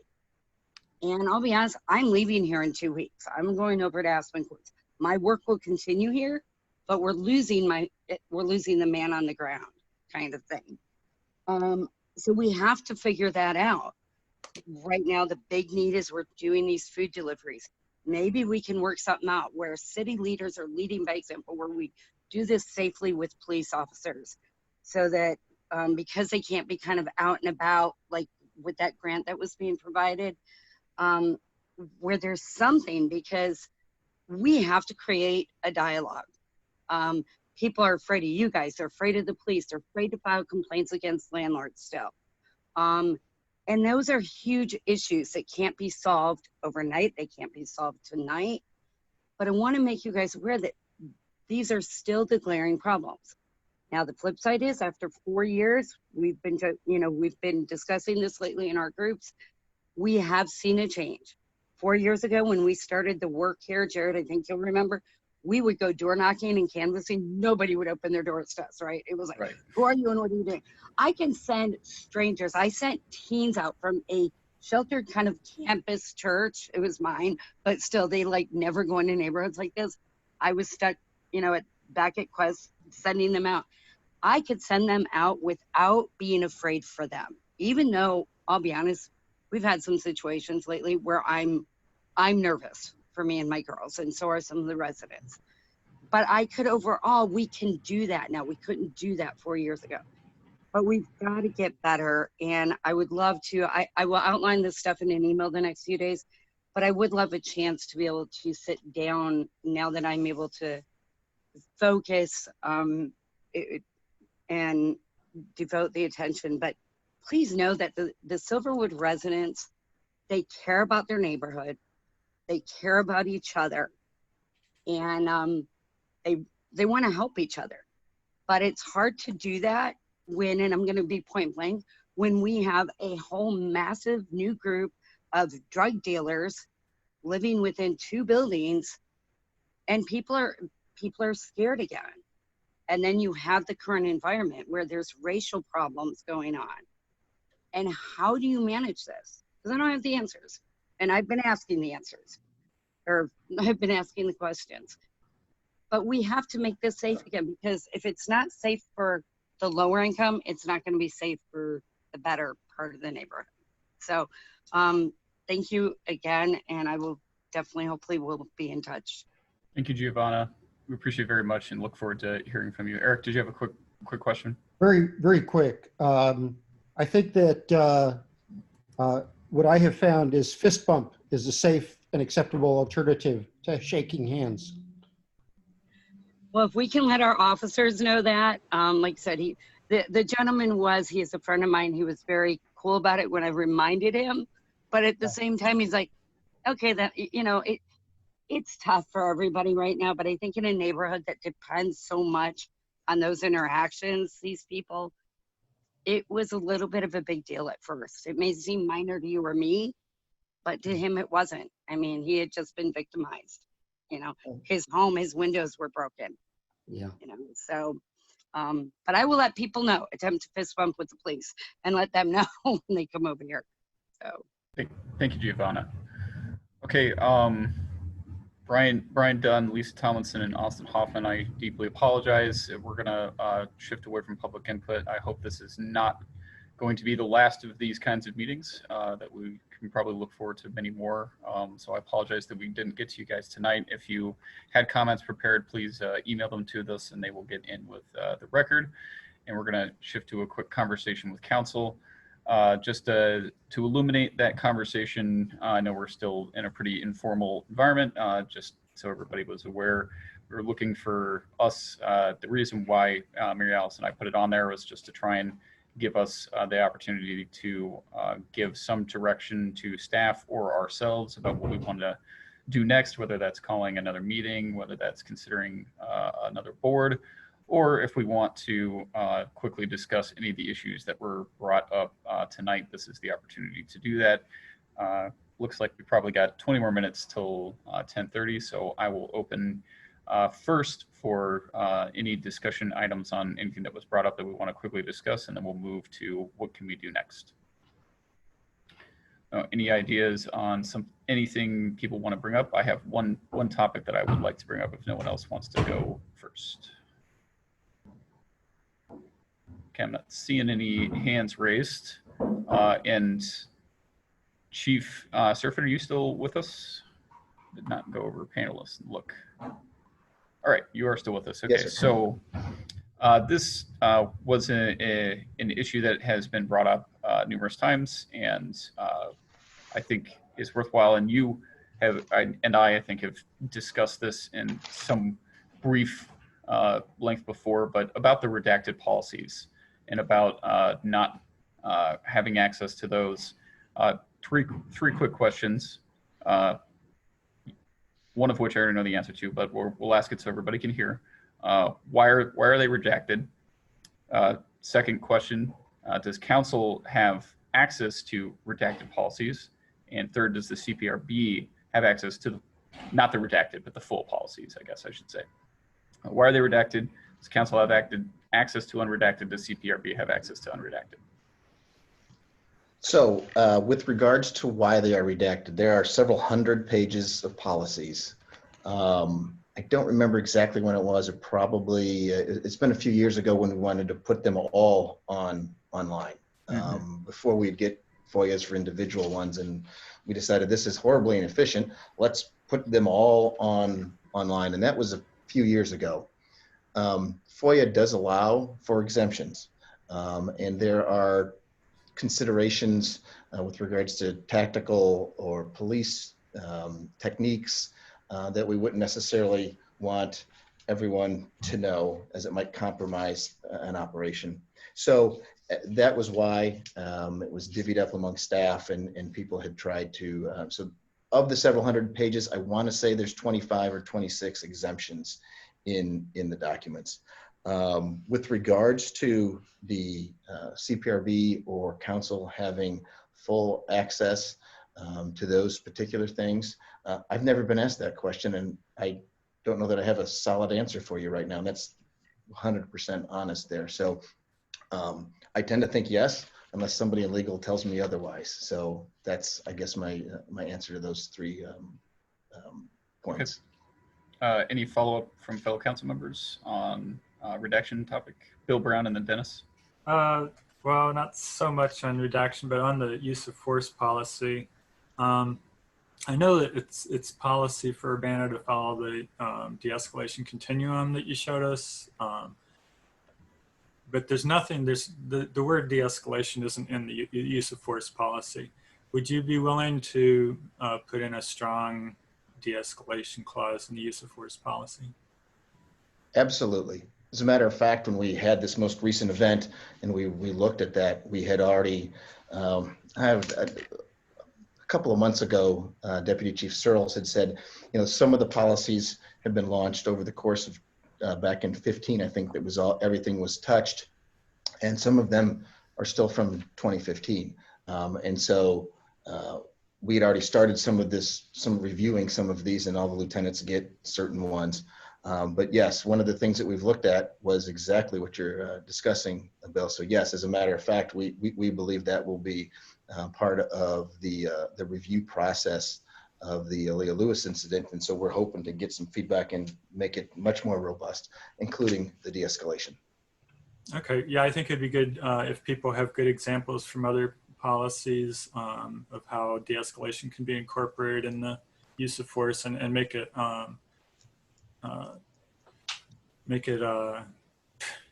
sorry, it's late.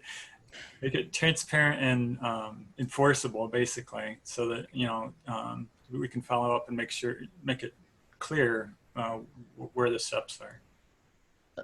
I understand. Dennis, go ahead. Sure, I'd like to encourage the chief to make the police policy available to certainly the CPRB and to the council members.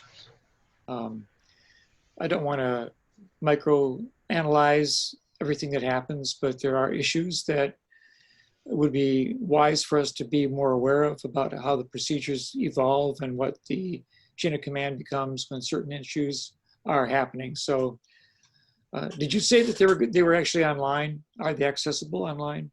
there. The Yes. policies. Mhm. So Yes. they're unredacted online if one would take the time to go find it. Is that correct? No, so what was online is the 100 pages or whatever it ends up being with redactions. So I see. that's what's online. I see. Okay. Thanks. Did you have another comment, Dennis? Well, yeah. The other thing I want to say is that I would encourage us to re-examine the need for SROs in the public schools. I think, if there needs to be security, perhaps the school district should be hiring a security guard and not employing the police department. I think we ought to have a conversation about that. Thanks, Dennis. Any other quick comments on existing issues from council members? I had one more, Dennis, and I'll go right back to you. Chief, we've often circled around this, but can you explain a little bit about how policy is set within the UPD, if it's a combination of what the mayor wants and what's common practice and all of that? Just briefly, how does policy set, and does council have a role in that?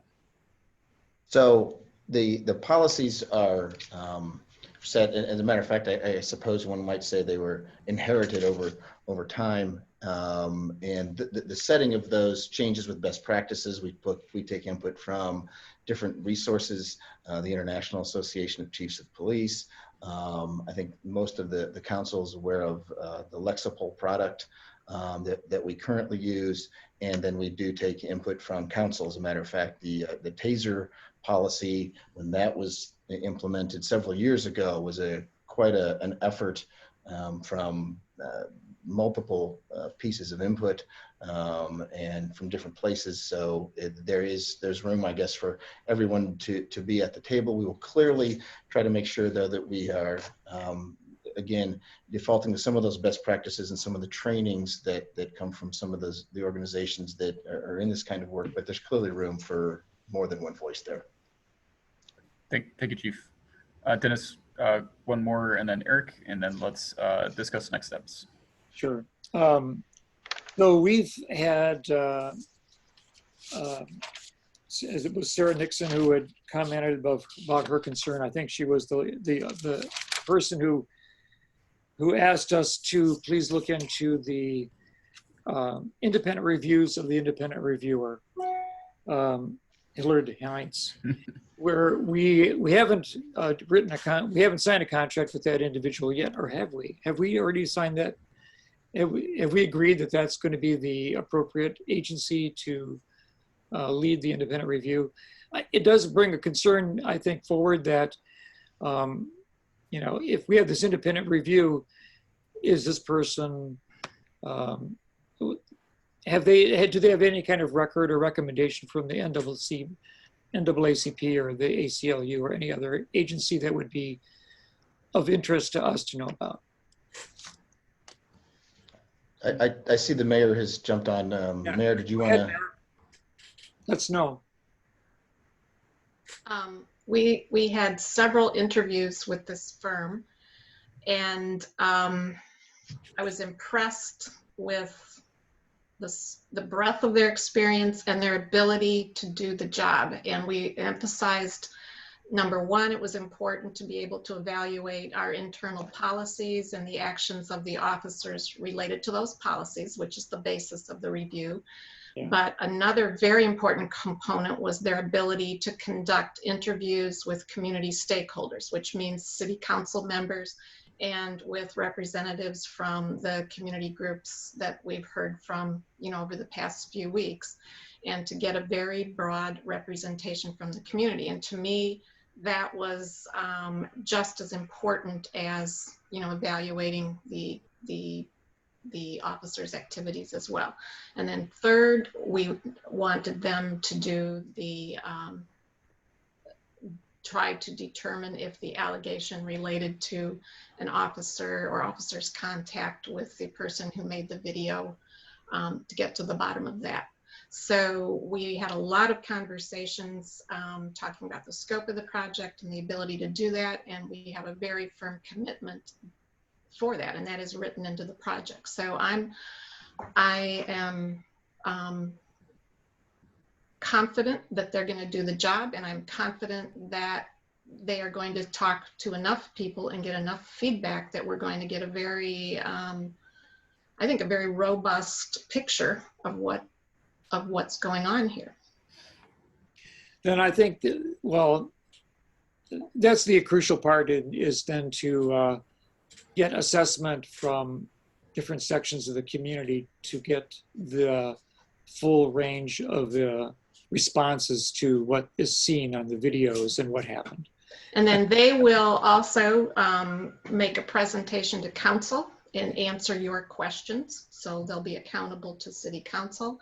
And then they also have the ability to come back after, and they'll make recommendations. And then they have the ability and will come back, I believe it was 6 months afterwards, to see how we're doing in terms of implementing the recommendations. So there was that follow-up too.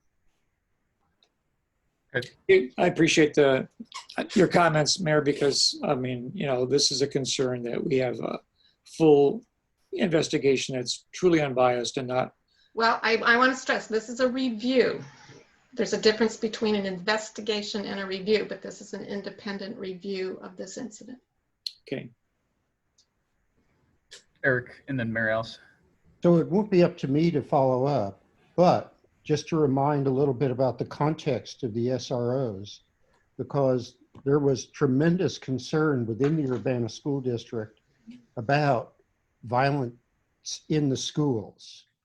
And there was especially one incident that got completely out of control and put a teacher who tried to intervene in the hospital.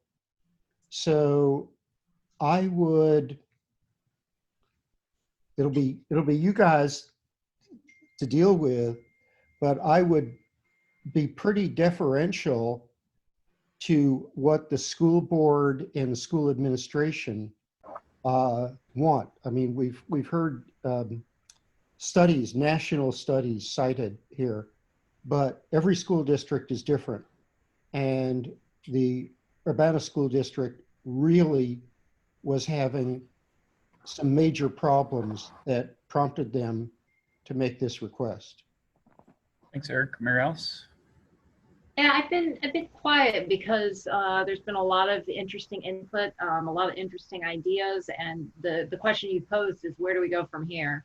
And so for me, I feel like I need to reflect a little bit on some of the questions that the community is asking and some of the suggestions that they're giving. So I suppose the next steps that I would suggest is that sometime in July that we put as a discussion item on one of our agendas, the committee agenda, for example, that we continue this conversation. But I'm open to other people's ideas. I'm just kind of thinking, what is the best way forward in 7 minutes?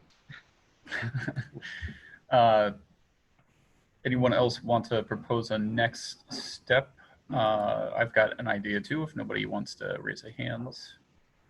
Go ahead, Eric. I'll just come back to the theme I started with. If the things that you all do are in the direction of replacing retributive justice with restorative justice, I think you will be going in the right direction. That's a bit of a radical idea in the United States. Elsewhere, it's not so radical.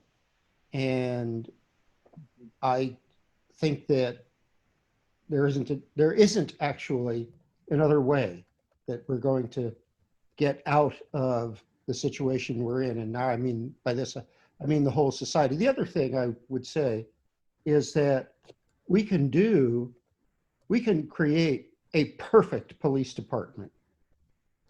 But if that perfect police department feeds into a flawed state's attorney's office, a flawed detention system, a flawed sheriff's office, a flawed court system, then most of the problems remain. And because of Jim Simon's constraints, I'm not going to make specific comments on the state's attorney and on the judge. I'll make a factual comment. This judge was the prosecuting attorney who would not prosecute the white young man who assaulted my son. And now he's a judge, but I'm glad he's going to retire. And so I think somehow, whatever we do with police, we also have to, somehow the community has to reach out to these other aspects of the problem. Thanks, Eric. Bill Colbert. You're muted, Bill. Yeah, I was getting there. I had to get my mouse and then unclick. So, yeah, I guess next steps. I guess I want us as a council to keep an open mind. I think that we need to weigh all voices and kind of understand where people are coming from. I think there's been a lot of very loud voices from one side. I think there's a lot of other voices that, for whatever reason, aren't being as vocal. Those voices are the ones who wholeheartedly get great service out of Urbana PD, who wholeheartedly appreciate what they do and how they do it. Once again, going back to my original comments, there's always room for improvement, and I'm looking for that improvement. But just tonight, there was innuendo that there was an entire city on the East Coast that just disbanded their police department. Well, that wasn't really the case. There was another side to it that wasn't really originally explained in the presentation. There was mention of the Parkland, Florida school resource officer. There was a case being made that we should get rid of SROs because there's officers who don't respond. Well, I can guarantee you no good cop likes a bad cop. And that young lady was saying that her comments were data driven. Well, the data is that cop was charged for failing to do his job. That's the data. The entire law enforcement community in the nation looked down on that guy because he failed to act. And there was kids that died because he failed to go into the building. I don't know one cop, not one, who would do exactly what he did. Everybody that I've ever talked to in 35 years in this business would go in that building to save those kids. Further, the militarization of police. We hear that a lot. And this is where I get emotional, if I haven't been already. I've got family sitting right next to me in this room. What is the militarization of police? Is it the ballistic vest that we wear? Is it the sidearm that we have to carry? Is it the patrol rifle that we have to be issued? When I go to work, I expect to come home. She expects me to come home. Every police officer that goes to work wants to come home safely. And the only reason that police departments have the equipment that they have is so they can safely resolve an incident for not only the police officer, but for more importantly, the victims and the suspects. And we can talk equipment by equipment by equipment, whether it's an armored vehicle, whether it's the ballistic vest, whether it's a patrol rifle. There's lots of equipment that people want to group as a militarization of the police. So we just need to keep that in mind. Also, there was a mention that Urbana police have openly worked with ICE. Once again, a loaded innuendo. There's a law, it's called the Illinois Trust Act. It was enacted in 2017. All Illinois police departments are abided by, have to abide by that. And basically it says, we as police officers in the state of Illinois cannot participate with ICE if the only action that ICE has is an immigration status. Okay, now if ICE comes to us as a police force and they're trying to enforce a criminal warrant, they're acting as police, then police officers are not only allowed, they're almost mandated to help because there are other police, right? But there's no police department in the state of Illinois that should be just simply helping ICE on immigration status. That just doesn't happen. And the person who brought that, Bill, can I stop you for 1 second? I'm so sorry, but it is 10:29 and I have no idea if the rule of 10:30 applies. Because it does apply. Okay, so can I just make a motion for 10 more minutes? I'll second it. Okay, thank you. Sorry, I just wanted to make sure we weren't illegal. We have to do a voice vote. Oh, I don't know if anyone from the clerk's office I is missed about a whole, whatever, the last part of what Bill said because my computer froze.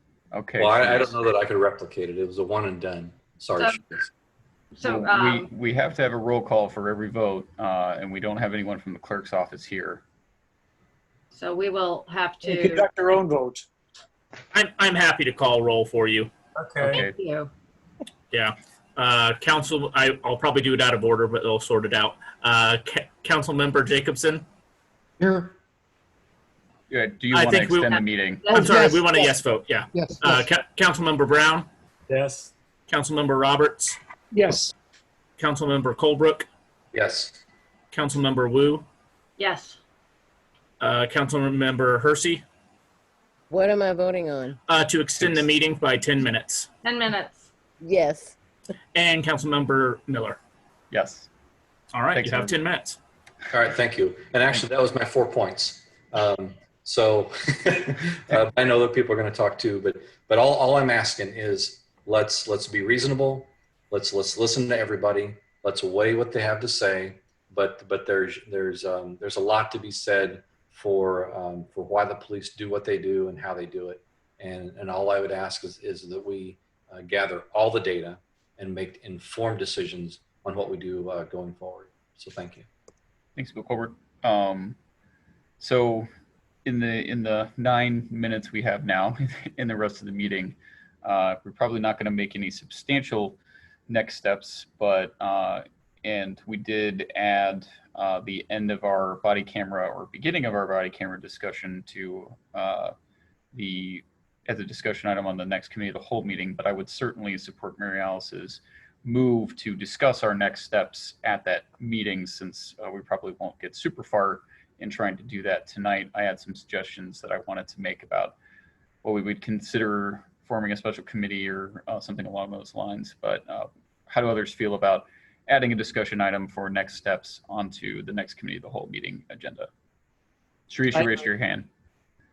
I just wanted to say something before you made that remark. I wanted to come after Bill, actually. And Carol could probably answer these questions for me. Because I did look at, watch some of the CPRB meeting last night, but I didn't get to see all of it. So what I want to know, I know you guys were talking about training and stuff. Yes. Are they going to be trained along with us with the 10 principles, the NAACP 10 principles? I think that there's a list that's being developed with for the people that will attend the training, and I think there's a limit of 50. So I don't know if they will all be able to be included, but I think it would be nice if some of them were able to be included in those discussion groups. And is there any planning at all for them to, for any of them to attend the citizens police training?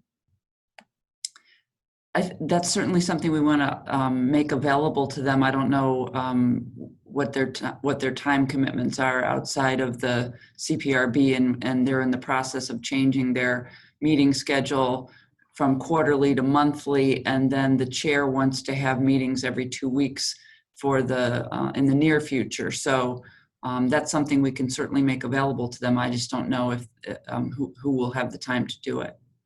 Okay. All right, thanks, Sharice. Any thoughts on adding a discussion item to next committee of the whole meeting? I think it'd be a wise idea. Okay. I guess since I'm chairing it, it can be put on there. Okay, thanks, Sharice. Uh, Bill Brown, Bill Colebrook, are you guys okay with adding that? Sure. Okay. All right, great. So we'll at the very least put a discussion of council next steps onto the next committee of the whole agenda. Eric, you were raising your hand. Did you have a final thought or question? Just a very small thought with respect to the citizens police training. I think the segment on use of force is just really, really would be really worthwhile for CPRB. And I think that the understanding, I mean, that's what they do at the PTI is kind of the gold standard on that. And I think that for the CPRB to understand that from that perspective would really enhance their ability to do what they need to do. Thanks, Eric. Any other parting thoughts from council members? You did a good job chairing, Jared. Thank you. Yeah. Thank you. I'll just end then on saying that I really hope that we do this again. I think this is productive. It's amazing how quickly 3.5 hours can go by, but I really appreciate everybody showing up tonight and participating in this, including Chief and Mayor and Carol Mitten. Thank you guys for being here to help answer questions and help us work through some of these things.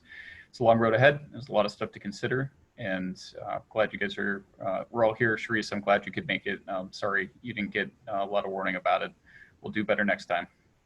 Okie dokie. Everybody from the public who is listening, again, those of you who didn't get a chance to speak, if you want to send comments, we'll certainly make sure they get entered into the record for tonight. There will be more opportunities going forward to have this type of format in future meetings, I certainly hope. And again, our apologies to anyone that we weren't able to get to tonight. Thanks, everybody. Without any further business before this meeting, we'll go ahead and adjourn. Jared, you need to transfer back. I'm sorry, I do, don't I? Yeah, you do. I will relinquish the chair to the mayor. And I will declare this meeting adjourned. Good night. Thank you, Good night, everybody. everybody. Good night. Thank you. Good night, Eric.